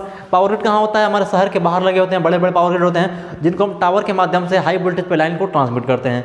अब जो पावर ग्रिड होगा वो क्या करेगा, वो शहर वाइज, सिटी वाइज क्या करेगा, विभिन्न सब स्टेशनों पर लाइन को डिस्ट्रीब्यूट करेगा। अब क्या होगा, जो पावर ग्रिड से हमारी जो लाइन आएगी कहाँ तक आएगी, वो आएगी सब स्टेशन पर। कहाँ पर आएगी, सब स्टेशन पर आएगी, लेकिन किस माध्यम से, दो माध्यम से, यानी कि दो तरफ से आएगी। अभी हमने इसको ऊपर पढ़ा था रेडियल, तो रेडियल में हमने एक तरफ से सिर्फ और सिर्फ सप्लाई दे रहे थे, किसको, सबस्टेशन को। अब क्या करेंगे हम, इसको देंगे दो तरफ से। दो तरफ से कहने का मतलब यह कि मान लो हमने एक यहाँ से भी सप्लाई दे दिया इसको इस तरह से, ठीक है। अब क्या होगा कि हमने दो तरफ से दो रास्तों के माध्यम से सप्लाई दे रहे हैं किसको, इस सबस्टेशन को, रिंग प्रणाली में। तब क्या होगा, अगर इन केस अगर आपका ये वाला, ये पहला और ये दूसरा, अगर किसी बस कारण क्या होगा, अगर आपका जो पहले सिस्टम में जो हमारा पहला रास्ता है उसमें अगर फॉल्ट आ जाता है, ये काम नहीं करता है, तब क्या होगा, फिर भी हमें हमारे उपकेंद्र को, सबस्टेशन को क्या होगी, लाइन 2 के माध्यम से सप्लाई मिलती रहेगी और यहाँ क्या होगी, हमारी लाइन आती रहेगी किस पे, हमारे सब स्टेशन पे। लेकिन रेडियल में ऐसा नहीं था, जबकि रिंग में क्या हो गया, रिंग में हमें दोनों कंडीशन में लाइन मिल जाएगी, या फिर आपका नंबर 1 सही है, नंबर 2 फॉल्ट हो गया, नंबर 2 में फॉल्ट हो गया, शॉर्ट सर्किट हो गया या सर्किट ब्रेक हो गई, तो क्या होगा, अब यहाँ से लाइन नहीं आएगी, ना आके इस माध्यम से क्या आएगी, यहाँ पे लाइन आएगी, किस पे, सब स्टेशन पे। अब क्या करेगा सबस्टेशन, हमारा जो सब स्टेशन है या क्या करेगा, विभिन्न छोटे छोटे उपकेंद्रों में बांटेगा और लाइन को डिस्ट्रीब्यूट करेगा। ध्यान ना, हमने एक यहाँ से लाइन निकाला, एक और से यहाँ से निकाला और यहाँ पे लगाया एक सर्किट ब्रेकर, इधर लाइन भेज दिया, फिर हमने यहाँ से इस पॉइंट पे ले गई, इधर भेज दिया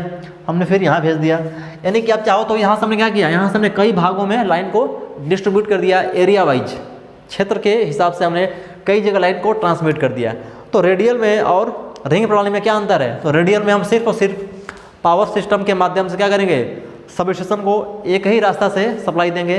अगर किसी कारणवश हमारा फॉल्ट आ जाता है सर्किट में, तो हमारा जो उपकेंद्र है उस पर सप्लाई नहीं आएगी, जब यहाँ नहीं आएगी तो बाकी जगह पर सप्लाई नहीं आएगी।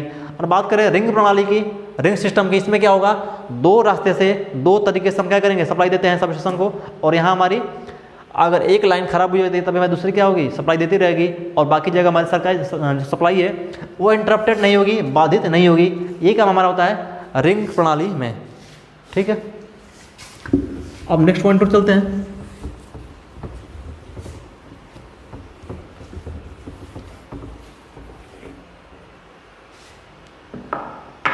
अब हमारा इंटरकनेक्टेड, तो इंटरकनेक्टेड में क्या होता है, इसमें क्या होता है कि अगर हम एक स्टेट से दूसरे स्टेट की बात करें, हमें दूसरे स्टेट से सप्लाई लेनी है, जैसे सपोज आप यूपी के हो, आपको एमपी से सप्लाई लेनी है, मध्य प्रदेश से सप्लाई लेनी है, तो क्या होता है, जो अंतर्राज्यीय जो कंडीशन होती है ना, तो जो दोनों राज्य के स्टेट के जो पावर प्लांट के हेड हैं वो आपस में बात करते हैं कि इन केस क्या होता है कि मान लीजिए कि यूपी में सप्लाई कभी कभी कम पड़ गई, या फिर आवश्यकता से जितनी चाहिए उतना सप्लाई हमें नहीं मिल पा रहा है, या कोई फॉल्ट आ गया, तो क्या करेगा, उस केस में क्या होगी, इंटरकनेक्टेड होती है, अंतर से जुड़े होते हैं, और हमें क्या होगा, उस आपातकाल स्थिति में क्या होगी, एमपी को जो गवर्नमेंट है वो क्या होगी, हमें एमपी पावर स्टेशन से हमें क्या होगी, सप्लाई मिलती रहेगी। ये काम होता है। तो जो इंटरकनेक्टेड होती हैं, एक स्टेट या दो स्टेट से सप्लाई को जोड़ने का काम करती हैं, ताकि आपातकाल स्थिति में एक दूसरे की क्या कर सकें, सहयोग कर सकें, सहायता कर सकें। तो ये हमारा इंटरकनेक्टेड सप्लाई कहलाते हैं। ध्यान देना, यह प्रणाली ग्रिड प्रणाली भी कहलाती है। ग्रिड क्यों, क्योंकि हम हाई वोल्टेज पे लाइन को ट्रांसमिट करते हैं और ट्रांसमिट करने के बाद वहाँ पे हम क्या करते हैं, उसको एक्सेप्ट करते हैं, ठीक है। तो इसमें क्या होगा, विद्युत शक्ति का उपभोक्ताओं को वितरण तो रिंग प्रणाली से किया जाता है। यानी कि इसमें जो हम जो कंज्यूमर को लाइन डिस्ट्रीब्यूट करेंगे, जो हमारा उपभोक्ता है, कंज्यूमर हैं, उनको जो हम लाइन देंगे वो तो देंगे किस पे, रिंग सिस्टम पर ही देंगे। रिंग सिस्टम में क्यों देंगे, क्योंकि इन केस अगर कोई एक प्रणाली खराब हो गई तो दूसरे माध्यम से हमें प्रॉपर सप्लाई मिलती रहेगी, ताकि उपभोक्ता को, कंज्यूमर को कोई दिक्कत ना हो, ठीक है। वही बात कर रहा है। परंतु इसमें क्या होगा, प्रत्येक उपकेंद्र यानी कि जितने भी हमारे सब स्टेशन हैं उनको क्या होंगे, हम 33/11 kV को ग्रिड स्टेशन से क्या करेंगे, जोड़ देंगे। ये होता हमारा। तो क्या होगा, इसमें मान लो दो स्टेट है, एक यहाँ है और हमारा एक यहाँ है। ये हमारा हो गया यूपी, एक हो गया हमारा एमपी। अब क्या होंगे, इंटरकनेक्टेड होते हैं, यानी कि यहाँ जो होगा पावर जनरेशन और यहाँ जो पावर जनरेशन होगा, इसका पावर जाएगा यहाँ पे और इसका पावर जाएगा यहाँ पे, ठीक है। क्यों, क्योंकि आपातकाल में किसी कारणवश हमारे यहाँ पावर ग्रिड फेल हो जाए या इनके यहाँ पावर ग्रिड फेल हो जाए, तो हम क्या कर सकें, इन सप्लाई को भेज सकें। वो कहाँ भेजेंगे, वो भेजेंगे हम पावर ग्रिड पे, और पावर ग्रिड क्या करेगा, पावर ग्रिड यहाँ एब्जॉर्ब करेगा और जितने भी उसके आसपास में हमारे क्या है सब स्टेशन है उसको ट्रांसमिट करेगा, भेज देगा। तो वहाँ पे हम बात करते हैं इंटरकनेक्टेड यानी कि अंतर योजनीय प्रणाली का इस्तेमाल करते हैं। आगे चलते हैं।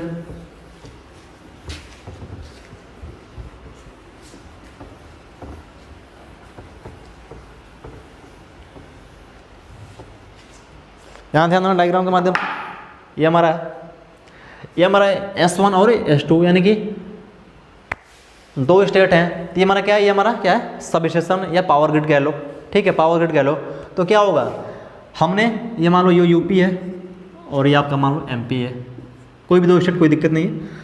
हमने यहाँ पे जो पावर को जनरेट किया वो कहाँ दिया, वो दिया किसको, एक में हमारा जो मेन फीडर होगा, यहाँ पे दोनों क्या होंगे, यहाँ पे यूपी और MP दोनों राज्यों के, दोनों स्टेट से क्या होंगे, जो पावर ग्रिड है वो जुड़े होंगे। तो यहाँ से जो बिजली जनरेट होगा वो कहाँ जाएगा, वो जाएगा इस पावर स्टेशन पे, यहाँ जो जनरेट होगा वो आएगा इस जनरेशन स्टेशन पे, ठीक। अब क्या किसी कारणवश अगर यूपी में सप्लाई की बहुत अधिक आवश्यकता हो गई, या फिर कोई पावर सिस्टम या कोई ग्रिड क्या हो गया, फेल हो गया, खराब हो गया, उस केस में क्या करेगा, उस केस में जो सप्लाई MP से आ रही है इस स्टेशन तक, तो क्या करेगा, अब ये जो हमारा स्टेशन है यहाँ से हमारी सप्लाई लेगी यूपी, और ये इधर और इधर अपने अकॉर्डिंग क्या करेंगे, डिस्ट्रीब्यूट कर लेगी, बांट लेगी।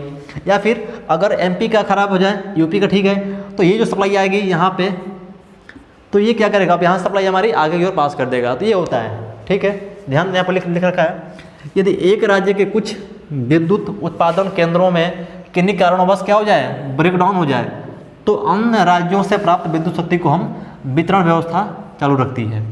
यही बात कर रहा है, अगर एक स्टेट की जो लाइन है वो फेल हो जाए तो उस केस में क्या होगा, हमारी सप्लाई बाध्य नहीं होगी, दूसरे स्टेट की सप्लाई के माध्यम से हमारी सप्लाई प्रॉपर चलती रहेगी, ठीक है। अब चलते हैं नेक्स्ट पॉइंट की तरफ।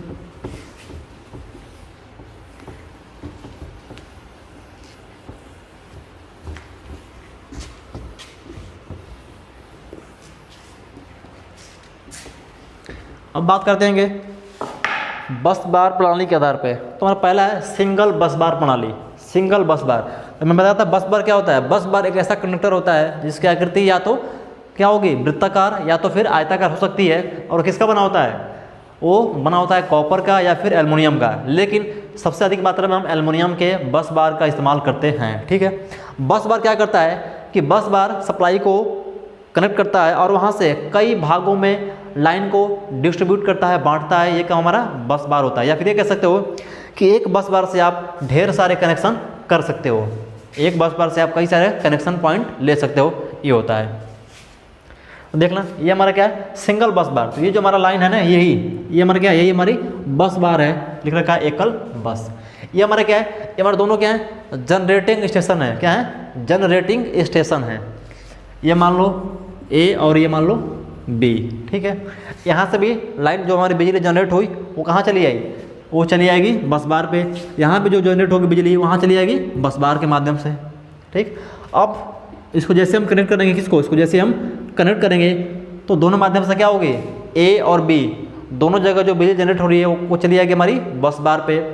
इस बस बार पे क्या करेंगे हम, इस बस बार पे हमने यहाँ और यहाँ 3 कनेक्शन कर रखा है। 3 कनेक्शन करने का मतलब कि 3 क्षेत्र के लिए या 3 शहर के लिए हमने कर रखा है। आप चाहो तो और भी कर सकते हो, और पॉइंट ले लो बीच में, यहाँ ले लो, यहाँ ले लो, यहाँ ढेर सारे पॉइंट आप इसके ले सकते हो, ठीक है। तो आप जितनी बड़ी बस बार लोगे उतना ज़्यादा आप कनेक्शन इससे कर सकते हो। बस बार की लंबाई जितनी अधिक होगी उतनी आप ज़्यादा पॉइंट कनेक्शन कर सकते हो। तो आप यहाँ से क्या करोगे, विभिन्न एरिया में, विभिन्न शहरों में, विभिन्न क्षेत्रों में लाइन को सप्लाई कर सकते हो, डिस्ट्रीब्यूट कर सकते हो। ये काम होता है हमारा बस बार का। तो क्या होगा, ध्यान देना, जैसे हमारी सप्लाई यहाँ से जनरेट होगा, हम एक लगाएंगे सर्किट ब्रेकर, इसके माध्यम से जब ऑन करेंगे तो आएगी बस बार पे। अब बस बार क्या होगा, इस पूरे पे लाइन आ गई, इस पूरे लाइन पे आ गई। अब यहाँ से हम, ये हमारा इधर हो गया, इसको यहाँ और इसको यहाँ, यानी कि हम 3 क्षेत्र में डिवाइड कर सकते हैं। ये मान लो पहला क्षेत्र हो गया, ये हमारा दूसरा क्षेत्र या तीसरा क्षेत्र, या फिर 3 शहर मान लो। तो हमने क्या किया कि एक बस बार के माध्यम से 3 शहर में 3 एरिया में लाइन को डिस्ट्रीब्यूट कर दिया, बांट दिया। ये काम होता है बस बार का। अब चूंकि यहाँ पे हमने 2 ले रखा है जनरेटर स्टेशन, अगर एक जनरेटिंग स्टेशन खराब भी हो जाए तब भी क्या होगा, हमारा दूसरा देता रहेगा, या फिर ये खराब हो जाए तो ये क्या होगा, प्रॉपर सप्लाई हमें देती रहेगी, क्योंकि एक साथ दोनों खराब नहीं हो सकते हैं। ये बात है हमारा। आगे चलते हैं।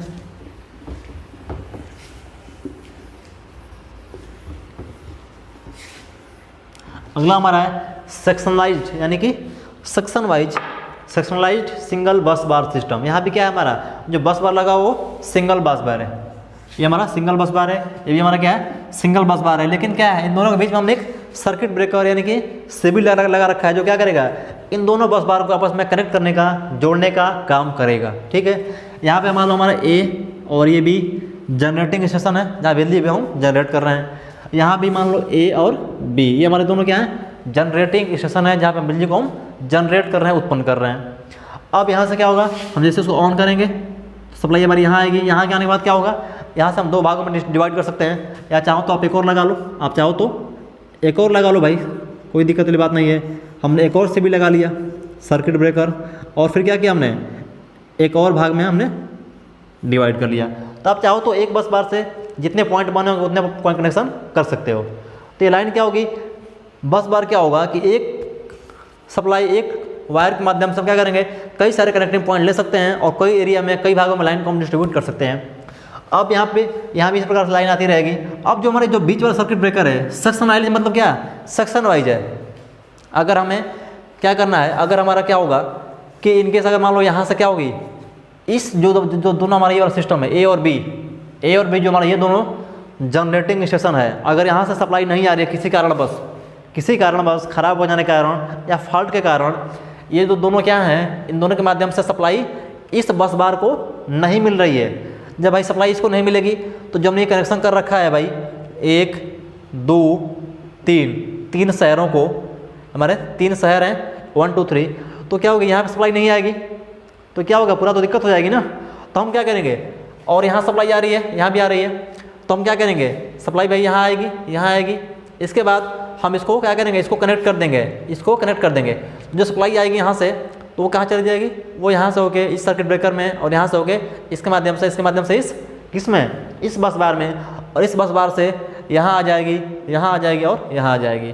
तो इसलिए इससे बोलते हैं सेक्शनलाइज, यानी कि 2 सेक्शन में डिस्ट्रीब्यूट हुआ है, ताकि अगर एक सेक्शन खराब भी हो जाए तो दूसरे सेक्शन से माध्यम से हम सप्लाई को ले सकें और प्रॉपर हमारी सप्लाई ऑन रहेगी, चलती रहेगी।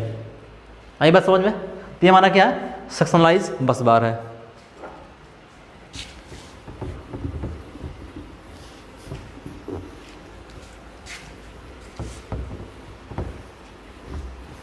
अब हमारा है डुप्लीकेट बस बार।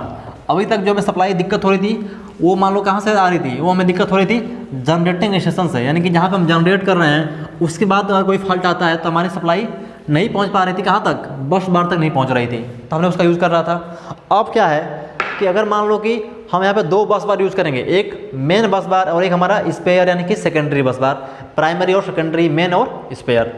तो इसमें क्या होगा कि अगर एक बस बार ख़राब हो जाता है, भाई हो सकता है इलेक्ट्रिकल पावर टेक भी ख़राब हो जाए, अगर तो उसमें क्या करेंगे, हम 2 बस बार का यूज़ करेंगे इसमें कनेक्शन करने के लिए। अगर एक बस बार ख़राब हो जाता है तब भी क्या होगी, दूसरी बस बार के अकॉर्डिंग हम क्या सप्लाई ले सकते हैं। ये बात है, देखना हमारा ये मेन बस बार है, इसके हमने एक वायर लगाया और यहाँ से लेके बाहर कर लिया, यहाँ तक, यहाँ से एक वायर लगाया बाहर कर लिया, ये हमने ऊपर वाले से कर लिया, और एक कनेक्शन किया नीचे वाले से, एक कनेक्शन मैंने इस नीचे वाले से कर रखा है। हमने क्या किया, इस दोनों बस बार से वायर के माध्यम से कनेक्शन कर रखा है। ठीक है, अब क्या होगा, अब जो हमारी होगी ये हमारा क्या है, ये हमारे A B C और D, ये हमारे क्या हैं, ये हमारे जनरेटिंग स्टेशन है जहाँ पर हम बिजली को जनरेट कर रहे हैं, उत्पन्न कर रहे हैं। A B C D हमारे विद्युत उत्पादन केंद्र है जहाँ पर हम बिजली को उत्पादन कर रहे हैं। अब यहाँ से जो सप्लाई जाएगी पहुँच गई इस पॉइंट पे, कहाँ तक, सर्किट ब्रेकर के माध्यम से इस पॉइंट पे और इस पॉइंट पे आ गई। ठीक है भाई, अब देखो सपोज दैट हमने इसको कनेक्ट कर दिया, किसको, इस वाले पॉइंट को, इसको हमने कनेक्ट कर दिया, इसको हमने कनेक्ट नहीं किया है। ठीक है, हमने सबके सेकेंडरी भाग को, सबके इस वाले भाग को हमने कनेक्ट कर दिया है। तो उस केस में क्या होगा, हमारी जो मेन सप्लाई क्या होगी, हमारी जो सप्लाई जाएगी जनरेटर से सर्किट ब्रेकर में, यहाँ से यहाँ और यहाँ से होकर कहाँ जाएगी, इस वाले बस बार में, यानी कि स्पेयर वाले बस बार में जाएगी और हमें सप्लाई कंटिन्यू चलती रहेगी। लेकिन अगर क्या हो जाए कि जो हमारी ये जो स्पेयर बस बार है क्या हो जाए, ये फेल हो जाए, ये काम ना करे, बेकार हो जाए, खराब हो जाए, तब क्या होगा, तब तो सप्लाई नहीं जाएगी आगे। तब क्या करेंगे, हम इसको यहाँ से हटाएंगे और इसको करेंगे कनेक्ट, इसको अब सबके प्राइमरी वाले को हम कनेक्ट कर लेंगे, इसको हम करेंगे कनेक्ट, इसको करेंगे, इसको हटा देंगे। अब जो हमारी सप्लाई जाएगी यहाँ से उत्पन्न होगी, यहाँ से और यहाँ से होके इस वायर के माध्यम से अब जाएगी किसमें, अब प्राइमरी से लाइन हमारी चलेगी, और जहाँ भी एक भेजना होगा आप भेज सकते हो। तो ये हमारा क्या है, डुप्लीकेट बस बार है, इसमें हम 2 बस बार यूज़ करते हैं ताकि अगर एक बस बार ख़राब हो जाए तभी हमारा दूसरा बस बार काम करता रहे। ठीक है, आगे बढ़ते हैं।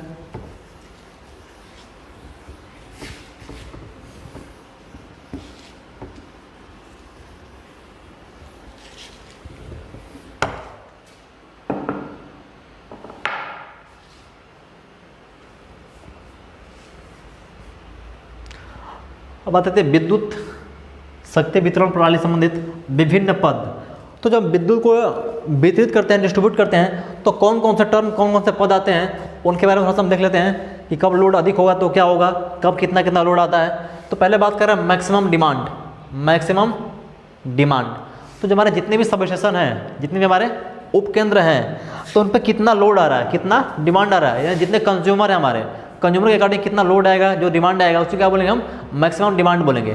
तो इस पर कैसे हम निकालते हैं, इसमें क्या होता है कि किसी एक निश्चित टाइम के अंतर्गत, किसी एक निश्चित टाइम के अंतर्गत, चाहे आप किसी मंथ की बात कर लो या किसी साल की बात कर लो या किसी एक पार्टिकुलर दिन की बात कर लो, तो उस दिन में या उस महीने या उस साल में 1 घंटे या फिर 30 मिनट के अंतराल पे लगातार अगर हम सप्लाई प्रोवाइड कर रहे हैं, तो उस समय जो मैक्सिमम यूनिट खर्च होगी, जो मैक्सिमम लोड आएगा, वही हमारा क्या होगा, मैक्सिमम डिमांड होगा।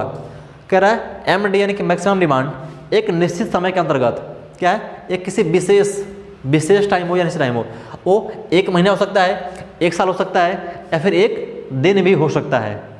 अगर हमें निकालना है 1 महीने का लोड टोटल मैक्सिमम डिमांड कितना आया, तो हम उस महीने पे काउंट करेंगे।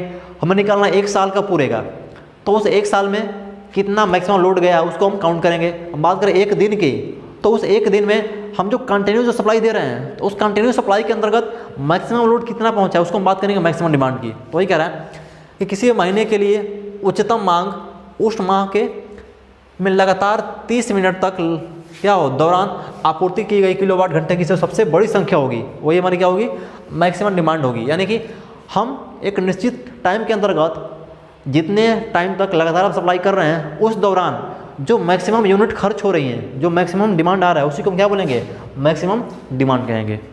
ठीक है।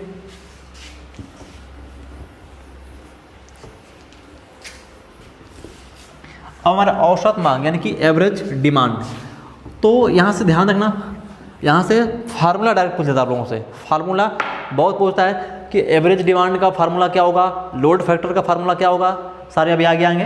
तो फार्मूला ध्यान याद रहे ना रहे, फार्मूला आपको ध्यान रखना होगा। तो क्या रहा है, औसत डिमांड, तो जानते हो औसत मतलब क्या होता है, कुल संख्याओं का योग बटा में कुल संख्या। तो कह रहे हैं कि विद्युत शक्ति की कुल मांग और कुल दिनों की संख्या है, यानी कि हम बात करें 30 दिन की और हम बात करें 1 महीने की, तो 1 महीने में हमारा कितना निकला एवरेज डिमांड, 1 महीने के अंतर्गत हमारा कितना एवरेज डिमांड निकला। तो क्या करोगे, विद्युत शक्ति की कुल मांग, तो उस 30 दिनों में, उस 30 दिन में टोटल डिमांड कितना हुआ है उनका योग प्लस बटा में कुल दिनों की संख्या। 1 महीने की बात करोगे तो 30 से डिवाइड करोगे, तो ये हमारा हो जाएगा कुल विद्युत शक्ति की मांग बटा में कुल दिनों की संख्या। ये हमारा क्या होगा, औसत डिमांड कहलाएगा।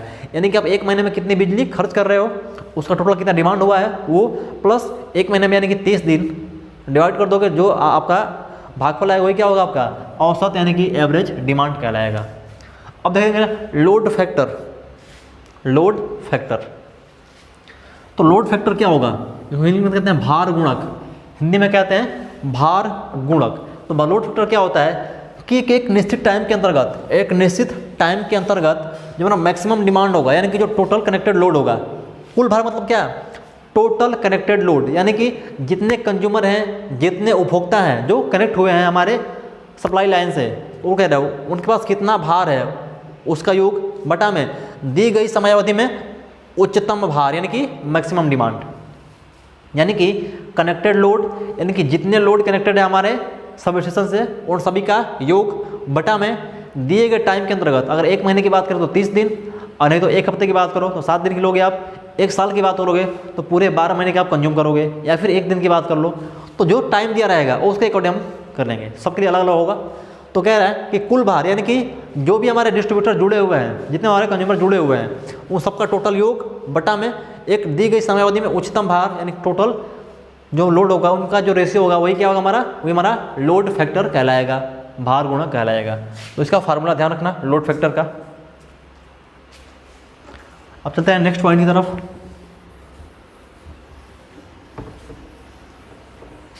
अब बात करें डाइवर्सिटी फैक्टर, इसको कहते हैं विभिन्नता गुणांक। डाइवर्सिटी फैक्टर का काम होता है विभिन्नता गुणांक कहते हैं। तो डाइवर्सिटी गुणांक का जो मान होता है क्या होता है, या 1 से अधिक होता है। जब डाइवर्सिटी फैक्टर का मान क्या होगा, 1 से अधिक होगा, जो हमारी जो कॉस्ट आती है ना बिजली की पर यूनिट, वो क्या होती है, उसकी कीमत कम हो जाती है।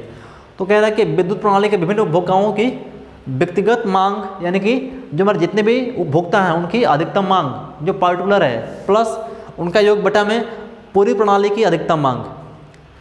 तो ये फार्मूला याद रखना डाइवर्सिटी फैक्टर का, यानी कि जितने भी कंज्यूमर हैं उन सब का मैक्सिमम योग, किसी का 20 वाट है, किसी का 50 वाट है, किसी का 100 वाट है, जो एनर्जी कंज्यूम करते हैं वो, तो सबका क्या होगा, सबका जो मैक्सिमम डिमांड होगा उनका योग बटा में पूरी प्रणाली की अधिकतम मांग, जो हमारा सब स्टेशन है उसका मांग, यानी कि वो कितना अधिकतम खर्च कर सकता है। समझ रहे बात को, जो हम और आप जितने लोग कंज्यूमर हैं उन सब के लोड को हम क्या करें, जोड़ लें एक साथ, और उस लोड में क्या करें, जो हमारा प्लांट है, जो हमारा सब स्टेशन है, उसके लोड को डिवाइड कर दें, तो हमारा क्या निकल जाएगा, हमारा निकल जाएगा डाइवर्सिटी, यानी कि विभिन्नता गुणांक। तो इसका फार्मूला याद रखना और ये पॉइंट नोट जरूर कर लेना कि डाइवर्सिटी फैक्टर का मान क्या होता है, सदैव 1 से अधिक होता है। क्यों होता है, क्योंकि जो हमारी जो सब स्टेशन है उसकी एक लिमिट क्या होगी, रेंज होगी, कि इसके ये मान लो 500 मेगावाट बिजली उत्पन्न कर सकती है। हमारी जो सब स्टेशन है, हमने क्या किया,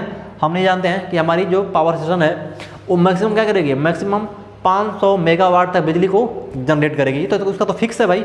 लेकिन हमारा क्या, हमारे यहाँ लोड समय के अनुसार क्या होते हैं, बढ़ते और घटते रहते हैं। गर्मी में लोड ज़्यादा होते हैं, ठंडे में लोड कम हो जाते हैं। तो क्या होगा, जब लोड का मान हमारा बढ़ जाएगा, और ये तो फिक्स है, जब भाग दोगे तो क्या होगा, हमेशा उसका मान 1 से अधिक आएगा। ये पूछता है, तो डाइवर्सिटी गुणा का मान हमेशा 1 से अधिक होता है। इस पॉइंट को आप ध्यान रखना, ठीक है। अब देखेंगे प्लांट कैपेसिटी, यानी कि प्लांट कैपेसिटी फैक्टर क्या होता है, कि प्लांट की क्षमता कितनी है। इसका जो फॉर्मूला हो गया, यानी कि क्या, प्लांट यूटिलिटी फैक्टर ना, सॉरी ये तो हम इसकी बात कर रहे हैं ना, प्लांट कैपेसिटी फैक्टर। तो प्लांट, ये तो बाद में, प्लांट कैपेसिटी फैक्टर देखते हैं। तो क्या होगा कि प्लांट जो हमारा लगाए हैं, जो हमारा पावर स्टेशन है, उसकी कितनी कैपेसिटी है, उसकी क्षमता कितनी है, उसको हम देखेंगे। तो क्या होगा कि टोटल कनेक्टेड लोड, यानी कि जितने भी हमारे उपभोक्ता हैं उनका योग बटा में हमारे जो वो है हमारा सब स्टेशन है, उसका जो लोड है, उसका जो रेशियो होगा वो हमारा क्या होगा, प्लांट कैपेसिटी फैक्टर कहलाएगा। यानी कि यह पावर प्लांट का क्या होता है, औसत वार्षिक भार एवं प्लांट के रेटेड क्षमता का अनुपात होता है। किसका औसत वार्षिक भार, यानी कि हमारा जो प्लांट है उसका जो एवरेज भार है, किसके, पूरे वर्ष का एवरेज भार, उसका बटा में उस प्लांट की जो क्षमता है। अभी हमें बताया था क्षमता कितनी है, मान लो 500 वाट है, क्षमता हमारी क्या है, 500 वाट है। तो ये क्या हो गई, हमारे प्लांट की रेटेड क्षमता हो गई भाई, कि इससे अधिक उत्पन्न नहीं कर सकता हमारी बिजली। अब यह पावर प्लांट का औसत वार्षिक भार, इस प्लांट का इस पूरे साल का जो एवरेज भार है वो कितना है, तो उसका और इसका आप डिवाइड करोगे तो क्या होगा, आपका निकल जाएगा प्लांट कैपेसिटी फैक्टर। अब प्लांट यूटिलिटी फैक्टर, यानी कि प्लांट उपयोगिता फैक्टर क्या होता है, तो प्लांट कैपेसिटी फैक्टर यानी कि प्लांट की क्षमता गुणक, यानी कि ये जब आप निकालोगे इस कैपेसिटी फैक्टर का, इसमें आप अगर डिवाइड कर दो लोड फैक्टर का, जो हम ऊपर पढ़ चुके हैं, ऊपर हम पढ़े हैं लोड फैक्टर क्या होता है, टोटल कलेक्टेड लोड बटा में मैक्सिमम डिमांड, हमारा क्या होता है, हमारा होता है लोड फैक्टर। तो आप क्या करोगे, या प्लांट कैपेसिटी फैक्टर में, यानी कि इसमें क्या करोगे, इस वाले में आप लोड फैक्टर का डिवाइड कर दोगे तो क्या निकल जाएगा आपका निकल जाएगा प्लांट यूटिलिटी, यानी कि उपयोगिता गुणांक आपका निकल आएगा। ठीक है,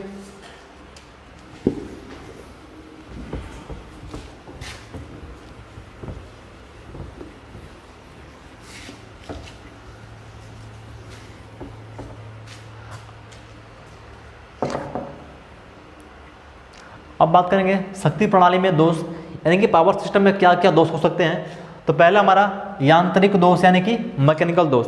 तो मैकेनिकल दोष कहने का मतलब यह है कि जो हम पूरा सिस्टम बना रखे हैं लाइन को ट्रांसमिट और डिस्ट्रीब्यूट करने के लिए, तो जो वो पार्ट जिसमें करंट फ्लो नहीं हो रही है, यानी कि धारा रहित भाग, जिस भाग में करंट प्रवाह नहीं हो रही है, धारा प्रवाह नहीं हो रहा है, तो उस भाग में जो विकृति या जो विकार उत्पन्न होता है उसे क्या बोलेंगे, उसे बोलेंगे हम यांत्रिक दोष यानी कि मैकेनिकल फॉल्ट बोलेंगे। जैसे आपको जो क्रॉस आर्म लगा हुआ है जिस पे आप क्या करते हैं उसके इंसुलेटर को टाइट करते हो, लगाते हो इंसुलेटर को, वो तिरछा हो जाए, जो आपका जो खंभा है वो क्या हो जाए, खंभा आपका ज़्यादा झुक जाए, इस तरह के बात को हम क्या करेंगे, हम उसे कहेंगे यांत्रिक दोष कहेंगे। या फिर आपको जो कोई इंसुलेटर है वो टूट जाए, फूट जाए, तो ये जो दोष आते हैं हमारे पावर सिस्टम में इसे बोलेंगे हम यांत्रिक यानी कि मैकेनिकल दोष कहते हैं। अब इसमें क्या होगा, यह धारा को प्रभावित नहीं करेगी या करंट को प्रभावित नहीं करेगी, क्योंकि इसमें क्या होते हैं, ये दोष उसी में आते हैं जिसमें क्या हो रही है, धारा प्रवाहित नहीं हो रही है, तो इसे बोलेंगे हम मैकेनिकल फॉल्ट।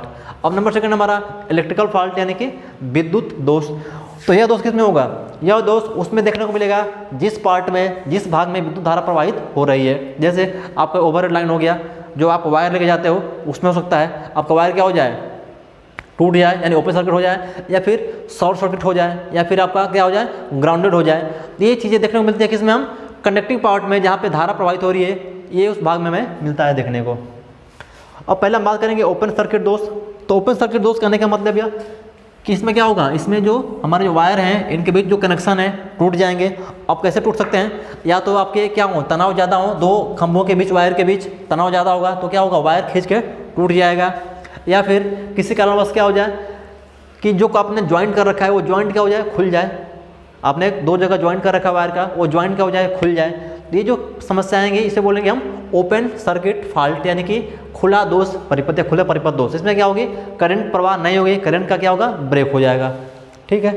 और इसका जो प्रतिरोध होगा क्या होगा, अनंत हो जाएगा। आप जानते हो जब धारा का मान शून्य तो प्रतिरोध इन्फिनिट हो जाता है। अगला हमारा लघु परिपथ यानी कि शॉर्ट सर्किट। तो शॉर्ट सर्किट क्या होता है, जब आप बात करें ओवरहेड लाइन की, जब दो वायर हैं आपके जो फेजें हैं आर वाई बी और न्यूट्रल, अगर दो वायर या फिर एक फेज और एक न्यूट्रल क्या हो जाए, आपस में टच कर जाएं तो जो समस्याएं उत्पन्न होंगी, जो घटना होगी उसे क्या बोलेंगे, उसे बोलेंगे हम शॉर्ट सर्किट दोष। क्या होगा, शॉर्ट सर्किट दोष। इस केस में क्या होगा, इस केस में धारा का मान बहुत अधिक बढ़ जाता है और प्रतिरोध क्या होता है आपका, बहुत ही कम हो जाता है। किसमें, शॉर्ट सर्किट दोष में। तो प्रतिरोध आपका लगभग शून्य हो जाएगा और धारा का मान क्या होगा, धारा का मान बहुत अधिक हो जाता है। अगला आता हमारा अर्थ फॉल्ट यानी कि भू संपर्कन दोष। यानी कि आपका जो कंडक्टर है, आपके जो फेज वायर हैं, वो किसी कारणवश अगर क्या हो जाएं, अर्थ के टच में आ जाएं, पृथ्वी के संपर्क में आ जाएं, तो आपकी जो मेन लाइन है वो क्या होगी, वो ग्राउंड हो जाएगी, अर्थ हो जाएगी। उसे क्या बोलेंगे हम, उसे बोलेंगे ग्राउंडिंग फॉल्ट या अर्थ फॉल्ट कहते हैं। आपका जो मेन कंडक्टर है आर वाई बी तीनों फेज हैं ओवरहेड लाइन की, उनमें से आपको कोई भी वायर या कोई दो वायर क्या हो जाए, वो किसी प्रकार से ग्राउंड के या पृथ्वी के टच में आ जाए तो सारी करंट क्या होगी हमारी, वो ग्राउंड हो जाएगी, पृथ्वी में चली जाएगी। ये हमारा क्या होगा, ये हमारा अर्थ दोष कहलाएगा। अब इसमें क्या होगा, इसमें भी धारा का मान उच्च हो जाएगा, प्रतिरोध कम हो जाएगा, क्योंकि आप जानते हो जो हमारा प्रतिरोध है अर्थ का वो कितना बहुत कम होता है, बहुत शून्य होता है। हम बात करें अगर इसकी वोल्टेज की पृथ्वी की, तो इसका जो वोल्टेज होता है बहुत ही हाई होता है, यानी कि हाई पोटेंशियल हमारी पृथ्वी होती है और उसका जो प्रतिरोध बहुत कम होगा, इसलिए मैक्सिमम करंट को अपने अंदर ये एब्जॉर्ब कर लेती है, ग्रहण कर लेती है। अब बात करेंगे मिश्रित फॉल्ट यानी कि मिक्स्ड फॉल्ट। यानी कि जब किसी सिस्टम में दो या दो से अधिक दोष क्या हो, एक साथ घटित हो जाए, यानी कि शॉर्ट सर्किट भी हो जाए और साथ में क्या हो जाए आपका अर्थ फॉल्ट भी हो जाए, या फिर ओपन सर्किट और शॉर्ट सर्किट दोनों एक साथ हो जाए। यानी कि अगर कोई भी दोष एक साथ घटते हैं, दो या दो से अधिक दोष किसी भी सर्किट में एक साथ घटते हैं, तो उसे क्या बोलेंगे, उसे बोलेंगे मिक्स्ड फॉल्ट बोलेंगे। क्या बोलेंगे, मिक्स्ड यानी कि कंबाइंड फॉल्ट बोलते हैं, ठीक है। अब चलते हैं नेक्स्ट पॉइंट की तरफ।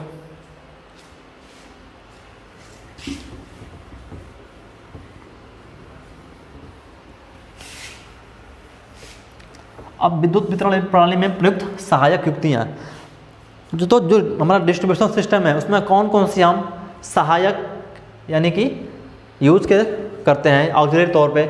ऑक्सिलरी कहने का मतलब कि जो क्या हो, जो परमानेंट ना हो, वही बात कर रहा है।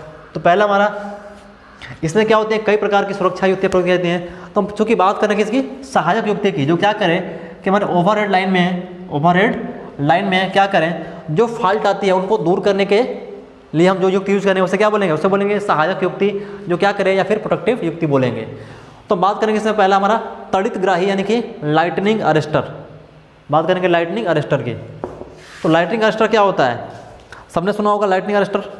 तो लाइटनिंग अरेस्टर हमारी एक ऐसी युक्ति है जो क्या करती है कि आपातकाल स्थिति में यदि किसी कारणवश हमारे ओवरहेड लाइन पे क्या हो जाए, वोल्टेज का मान या धारा का मान बहुत अधिक बढ़ जाए या क्या हो जाए, आवश्यकता से अधिक हो जाए, तो उसका क्या करेगा, उस ओवरलोड करंट को या ओवरलोड वोल्टेज को क्या करेगा, वो ग्राउंड कर देगा। उससे हम बोलते हैं तड़ित ग्राही, यानी कि लाइटनिंग अरेस्टर कहते हैं। अब ये क्या होता है, हमारे जितने भी हैं पावर स्टेशन या सब स्टेशन या हमारे जहाँ बिजली जनरेट हो रही है उसकी बात करें तो हमारा जनरेशन, पावर ट्रांसमिशन और फिर सब स्टेशन और जितने में हमारे ट्रांसफार्मर लगे हुए हैं, सारे जगह क्या होते हैं, सारे जगह हम लाइटनिंग अरेस्टर यानी कि तड़ित प्रगाही का इस्तेमाल करते हैं। क्यों? क्योंकि ये क्या करते हैं, हाई वोल्टेज और हाई करंट से हमारे उपकरण को और पूरे सिस्टम को क्या करती है, सुरक्षा प्रदान करती है। इसमें क्या होता है कि लाइटनिंग अरेस्टर की बात करें तो जब लाइटनिंग अरेस्टर कैसे होता है, जब हम बात करें तो नॉर्मल केस में जब हमारा वायुमंडल है इसमें बादल घूमते रहते हैं, बादल चलते रहते हैं। जब बादल क्या होते हैं कि जब पहाड़ों से या पर्वतों से टकराते हैं, जब पहाड़ या पर्वतों से टकराते हैं बादल क्या होते हैं, वो उनके घर्षण के कारण बादल में आवेश आ जाता है, बादल हमारे आवेशित हो जाते हैं। जब बादल आवेशित होंगे तो उसमें क्या होगा, प्लस या फिर माइनस क्या होगा, माइनस चार्ज डेवलप होगा, उत्पन्न होगा। जब प्लस या माइनस चार्ज डेवलप होगा तब क्या होगा, एक कंडक्टर की तरह बिहेव करेंगे। अब क्या होगा, क्योंकि हमारी जो पृथ्वी है, जो अर्थ है, वो क्या होती है, अर्थ हमारी निगेटिव होती है। क्योंकि अर्थ में क्या होता है, अर्थ में प्रतिरोध बहुत ही कम नगण्य होता है और यह हायर पोटेंशियल में हमारी अर्थ काम करती है। तो जो क्या होगा, बादल हमारा जब पहाड़ों से पर्वतों से जब टकराएगा, घर्षण करेगा तो उसमें क्या होगा, आयन आ जाएंगे और आयनों में विभक्त हो जाएगा। किस प्रकार के आयन में, प्लस और माइनस आयन में टूट जाएगा। अब क्या होगा, जब जानते हैं कि आप जो हमारे प्लस और माइनस आयन है दोनों एक दूसरे के विपरीत हैं, और जो हमारे विपरीत आयनों में क्या होता है, विपरीत आयन में आकर्षण या प्रतिकर्षण का गुण होता है। तो जब दोनों आवेश प्लस और माइनस दूसरे को जब आकर्षित करेंगे, जब दूसरे को खींचेंगे अपनी तरफ, तो क्या होगा, उस समय बहुत तीव्रता से आवाज़ निकलेगी, जिसको हम कहते हैं बादल का गरजना या गड़गड़ाना। बादल जब गरजता है तो कैसे गरजता है, जब बादल आवेशित होते हैं और जब दोनों आवेश दूसरे को खींचते हैं या आकर्षित करते हैं, उस समय क्या होती है, बड़ी तेज़ी से गड़गड़ाहट की आवाज़ आती है। और उस समय क्या होती है, उसी समय जब दोनों आवेश मिलते हैं तो एक स्पार्किंग या चिंगारी निकलती है, जो क्या होती है, हमें बिजली के तौर पे दिखाई देती है। और उनमें चूँकि आवेश का मात्रा बहुत अधिक होता है, इसलिए वो हाई वोल्टेज और हाई करंट के साथ जनरेट होती है। तो वो अगर बिजली क्या हो, वो बिजली हमारी अगर गिर जाए किस पे, ट्रांसफार्मर पे या कहीं भी पावर हाउस पे, तो क्या होगा, हमारा जो पूरा पावर हाउस है, जो ट्रांसफार्मर है, वो क्या होगा, वो जल जाएगा। क्योंकि वो बहुत अधिक वोल्टेज के साथ और बहुत अधिक करंट के साथ हमारी होती है, उसमें बहुत अधिक एनर्जी होती है। तो उस बिजली से या हाई वोल्टेज से बचने के लिए हम क्या करते हैं, लाइटनिंग अरेस्टर का त्वरित निरोधक क्या हम इस्तेमाल करते हैं। अब ये क्या करता है, इसकी प्रकृति ऐसी होती है हमारी लाइटनिंग अरेस्टर की, ये प्रकृति इसकी ऐसी होती है कि नॉर्मल अवस्था में इसका प्रतिरोध बहुत हाई होता है, नॉर्मल अवस्था में इसका प्रतिरोध बहुत ही हाई होता है, लेकिन इसके रेंज में उस त्वरित निरोधक यानी कि लाइटनिंग अरेस्टर के पास में जैसे ही कोई अधिक मान का वोल्टेज या करंट आता है तो क्या करता है, वो अपना प्रतिरोध इतना कम कर लेता है कि और पूरे करंट को क्या करेगा, वो ग्राउंड कर देगा, अर्थ में, जमीन में भेज देगा। और हमारे जितने भी उपकरण लगे हुए हैं पावर स्टेशन पे, सब स्टेशन पे या फिर ट्रांसफार्मर में, सब के सब क्या होंगे, सेफ रहेंगे, कोई उसमें नुकसान नहीं होगा। ये हमारा काम करता है लाइटनिंग अरेस्टर का। अब देखते हैं ये कितने प्रकार के होते हैं।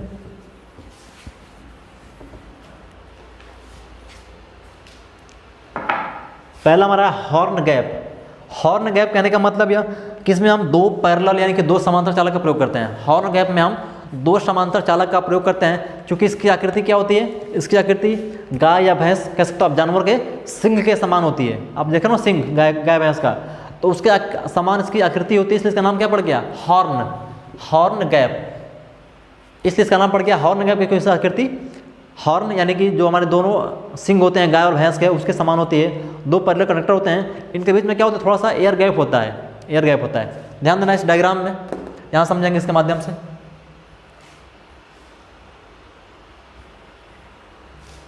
ये हमारे क्या है, ये हमारे दोनों लाइटनिंग अरेस्टर हैं। ये हमारी पूरी जो कनेक्शन है हमारी लाइटनिंग अरेस्टर है। इसमें क्या होगा, इसमें जो ऊपर वाला जो भाग है कंडक्टर या चालक भाग, इसको हम क्या करेंगे, इसको हमने जोड़ दिया, किससे जोड़ दिया, कंडक्टर से। किससे जोड़ दिया, कंडक्टर से।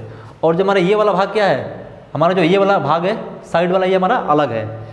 तो क्या होगा, अगर बिजली या जो हमारी जो बादल है, जो हमारी बिजली है अधिक मात्रा और अधिक वोल्टेज के साथ अगर इस पर गिरती है तो क्या होगा, इसकी प्रकृति ऐसी होती है, हमारे जो लाइटनिंग अरेस्टर है कि ये क्या करेगा, अपना प्रतिरोध बहुत कम कर लेगा। कब, जब इसके आसपास कहीं भी अगर बहुत अधिक वोल्टेज और बहुत अधिक करंट उपलब्ध होती है आवश्यकता से अधिक, तो ये अपना प्रतिरोध इतना कम कर लेता है कि क्या करेगा, सारी करंट को क्या करेगा, अपने अंदर वो खींच लेगा। सारी करंट कहाँ चली जाएगी, इस पे चली जाएगी, सारी करंट हमारी इस पे चली जाएगी। या फिर मान लो यहाँ अगर कोई करंट आती है बादल के माध्यम से या बिजली के माध्यम से, तो क्या करेगा, ये जो लगा हुआ लाइटनिंग अरेस्टर क्या होगा, इस सभी बिजली को अपने तरफ खींच लेगा। क्यों खींच लेगा, क्योंकि इसकी प्रकृति ऐसी होती है कि जैसे ही इसके आसपास अगर हाई रेजिस्टेंस, अरे हाई वोल्टेज या हाई करंट आए तो अपना प्रतिरोध इतना कम कर लेता है कि सभी करंट को क्या करेगा, अपने अंदर वो खींच लेगा। तो ये अपने अंदर खींच लेगा और सबको क्या करेगा, इस रॉड के माध्यम से हमने क्या किया, इस रॉड के माध्यम से, निचले भाग के माध्यम से हमने इसको ग्राउंड कर रखा है। कहाँ पे ग्राउंड कर, हमारा अर्थ वायर है, ये हमारा अर्थ वायर है। इस वायर से हमने इसको निचले भाग को इसको ग्राउंड कर रखा है और सारी करंट हमारी ग्राउंड में भेज देगा। तो क्या करेगा, जो हमारी लाइन लगी हुई है, हमारा पावर स्टेशन है, सब स्टेशन है या जो ट्रांसफार्मर है, उसको ये बचने से, दुर्घटना होने से क्या करता है, बचाता है हमारा लाइटनिंग अरेस्टर। अब चूंकि आप देखना ये जो दोनों डायग्राम है हमारे, ये गाय या भैंस के सिंग की तरह है, इसलिए इसका नाम क्या क्या पड़ गया, हॉर्न गैप हो गया। और क्या होता है, इन दोनों के बीच 15 mm से 20 mm का बीच एयर गैप होता है, 15 से 20 mm के बीच एयर गैप होता है। और इन्हीं एयर गैप के कारण क्या होता है, हमारी जो भी बिजली आएगी आने के कारण यहाँ इकट्ठा हो गया, सारी की सारी क्या होगी, अर्थ में ग्राउंड हो जाएगी, अर्थ की ओर चली जाएगी। ये काम हमारा लाइटनिंग अरेस्टर का है। ठीक है, अगला देखते हैं। ये तो हमारा था हॉर्न गैप।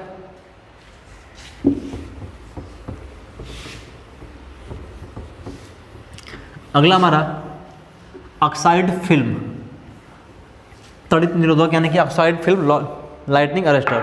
इसमें क्या होगा, इसमें हम दो पीतल के प्लेट यूज करते हैं, इसमें हम दो पीतल के प्लेट या डिस्क यूज करते हैं और उन दोनों प्लेटों के बीच में, हम क्या करते हैं, ऑक्साइड मटेरियल क्या करते हैं, भर देते हैं, ऑक्साइड मटेरियल भर देते हैं। नाम पड़ गया ऑक्साइड फिल्म तड़ितग्राही।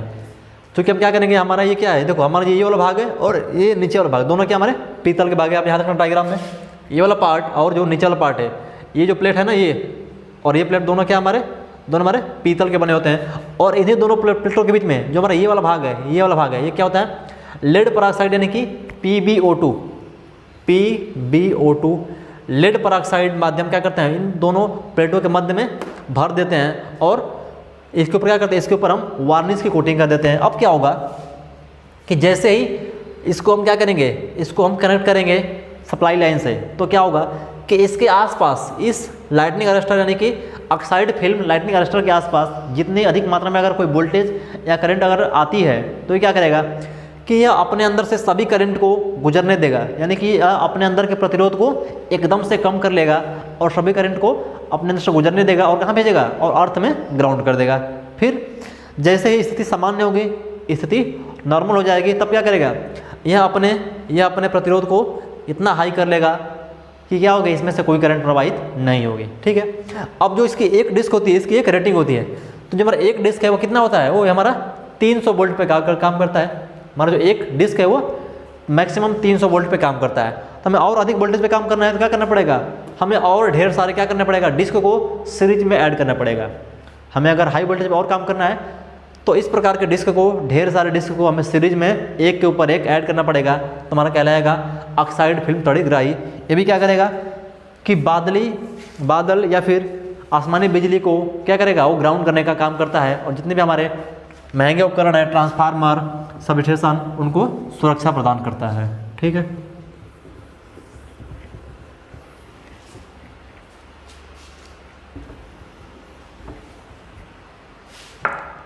अगला हमारा है पैलेट तड़ित प्रगाही, यानी कि पैलेट लाइटनिंग अरेस्टर। ये जो हमारा लाइटनिंग अरेस्टर है, ये भी क्या है, ये भी हमारे जब ऊपर पढ़े हैं फिल्म ऑक्साइड लाइटनिंग अरेस्टर, उसी का एक सुधरा हुआ रूप है। ये हमारा क्या है, जब ऊपर पढ़े हैं हम फिल्म, कार्बन फिल्म या ऑक्साइड फिल्म, उसी का ये सुधरा हुआ रूप है। इसमें क्या होता है कि इसमें एक बेलनाकार भाग होता है। वो किसका बना होता है, वो बना होता है हमारा पोर्सलिन का। ये जो हमारा बाहरी भाग है ना, ये जो बाहरी भाग है, एक बेलनाकार भाग होता है जिसका बाहरी भाग क्या होता है, वो हमारा पोर्सलिन का बना होता है। और इसके अंदर क्या करते हैं, इसके अंदर हम पीबी ऑक्साइड यानी कि लेड ऑक्साइड यानी PbO2 क्या करते हैं, इसके हम छोटे छोटे बॉल के रूप में गोली डाल देते हैं। इस पाइप के अंतर्गत हम क्या करेंगे, छोटे छोटे लेड ऑक्साइड के टुकड़े या बॉल क्या करेंगे, इसमें डाल देंगे और उस पर क्या करेंगे, उस पर हम लिथार्ज नामक पदार्थ की कोटिंग करेंगे। इस प्रकार के ऑक्साइड में हम एक पोर्सलिन से बना टैंक लेते हैं या फिर एक पाइप लेते हैं। उस पाइप में क्या करेंगे हम PbO2 यानी कि लेड ऑक्साइड कि क्या करेंगे, लेड ऑक्साइड से तैयार छोटे छोटे गोले या टुकड़ों को उसमें हम डाल देते हैं और उस टुकड़ों पर हम लिथार्ज का क्या करते हैं, लिथार्ज का कोटिंग कर देते हैं।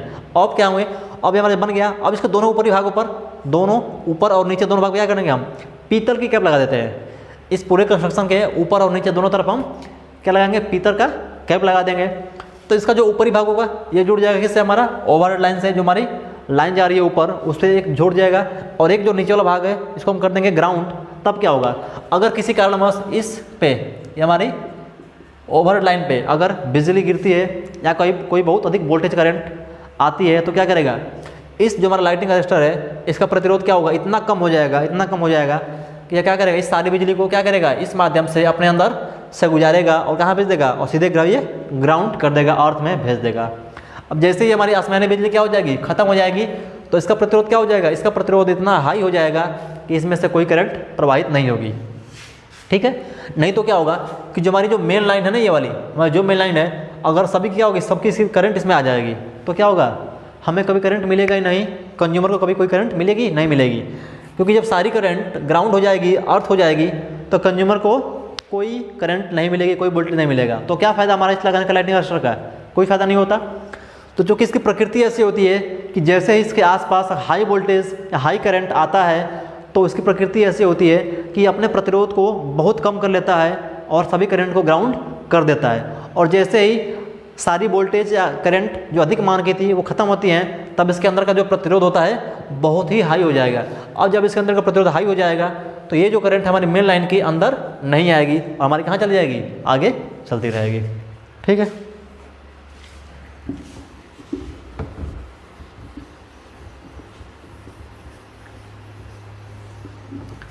अब बात करेंगे स्विच गियर। तो स्विच गियर क्या है, स्विच गियर कहने का मतलब यह कि ट्रांसमिशन या डिस्ट्रीब्यूशन लाइन में जितने भी हम सुरक्षा उपकरण उपयोग करते हैं, जितने भी हम सुरक्षा उपकरण उपयोग करते हैं, उन सब का जो संग्रह है, उन सब का जो कलेक्शन है वही हमारा स्विच गियर कहलाता है। तो ये कह रहा है उत्पादन केंद्रों या गृह स्टेशन अथवा विद्युत वितरण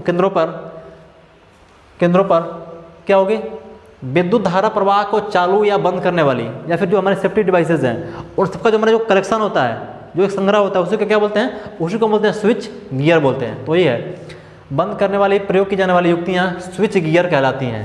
हम इसको एक जगह स्थापित कर दें तो ये हमारी क्या कहलाएंगी, स्विच गियर कहलाएंगी। जो क्या करेंगे, हम डिस्ट्रीब्यूशन में या ट्रांसमिशन में या फिर हमारा जो सब स्टेशन है वहाँ पे हम इसका इस्तेमाल करते हैं कंट्रोल करने के लिए, पावर को कंट्रोल करने के लिए हम स्विच गियर का इस्तेमाल करते हैं। अब क्या है, स्विच गियर के क्या कार्य हैं, देख लेते हैं उसका कार्य।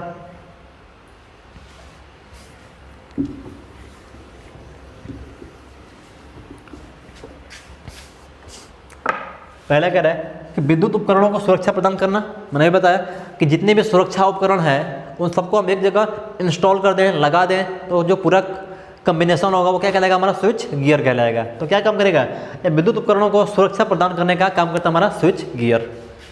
नंबर सेकंड, परिपथ में दोष आने पर स्थिति में क्या होगा, स्वतः दोषित भाग को परिपथ से अलग करता है। जैसे हम बात करें अगर आइसोलेटर की बात करें या फिर बात करें सर्किट ब्रेकर की या बात करें रिले की, अगर सर्किट में दोष आता है तो क्या करेगा, वो दोष को सेंस करेगा और तुरंत सर्किट को क्या करेगा, अलग कर देगा। और दोष को दूर करने के बाद हम सर्किट जब बोलेंगे तो हमारी क्या होगी, मेन लाइन ऑपरेट होगी।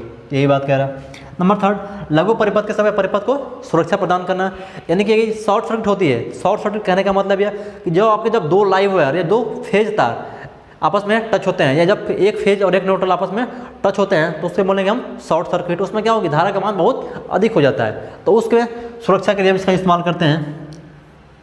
लोड का वितरण, निरीक्षण और रखरखाव के लिए, जहाँ पे हमें लोड का डिस्ट्रीब्यूशन करना है कि कितने लोड हमें भेजना है, उसके निरीक्षण करनी है, उसके लिए भी हम इसका स्विच गियर का इस्तेमाल करते हैं। ठीक है,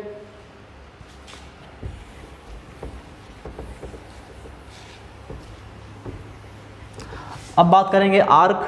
तो आर्क क्या होता है, आर्क जब दो इलेक्ट्रोड यानी कि पॉजिटिव और निगेटिव इलेक्ट्रोड के बीच हम गैप कम करके उनके बीच क्या करें, उनके बीच हम अधिक वैल्यू यानी कि हाई वोल्टेज प्रवाहित करें तो क्या होगा, उन दोनों इलेक्ट्रोड के बीच में जो गैप होगा उनमें जो उपस्थित वायु हैं उनके क्या होंगे, वो हमारे आयनित हो जाएंगे, वो दो आयनों में टूट जाएंगे, प्लस और माइनस में। तब क्या होगा, हम अधिक मान की धारा प्रवाहित करा के क्या करेंगे, हम वहाँ पे आर्क उत्पन्न कर लेंगे। तो आर्क कैसे उत्पन्न होगा, यहाँ देखते हैं डायग्राम में,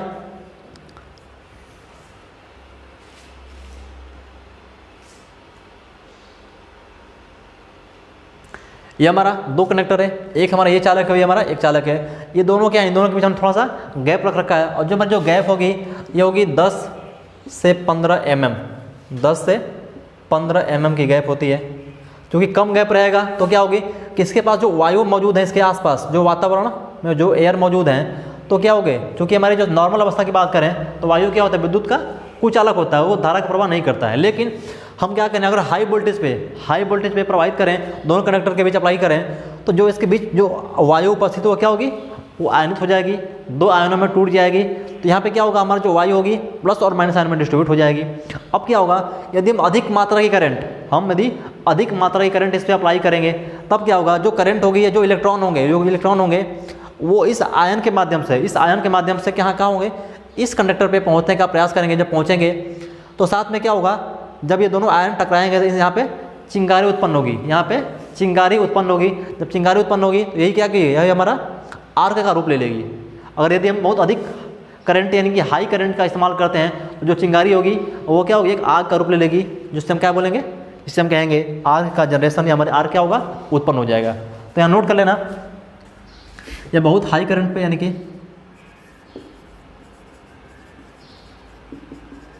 हाई करंट पर आर्क का जनरेशन या उत्पादन होता है लगभग 2000 एम्पियर पे। ठीक है, अगर मान लो आपको और ज़्यादा आर्क उत्पन्न करनी है तो जो करंट है आपकी उसकी और बढ़ानी पड़ेगी, और वोल्टेज क्या होगा, वोल्टेज आपका बहुत ही कम होगा यदि हमें आर्क उत्पन्न करना है तो। ठीक है,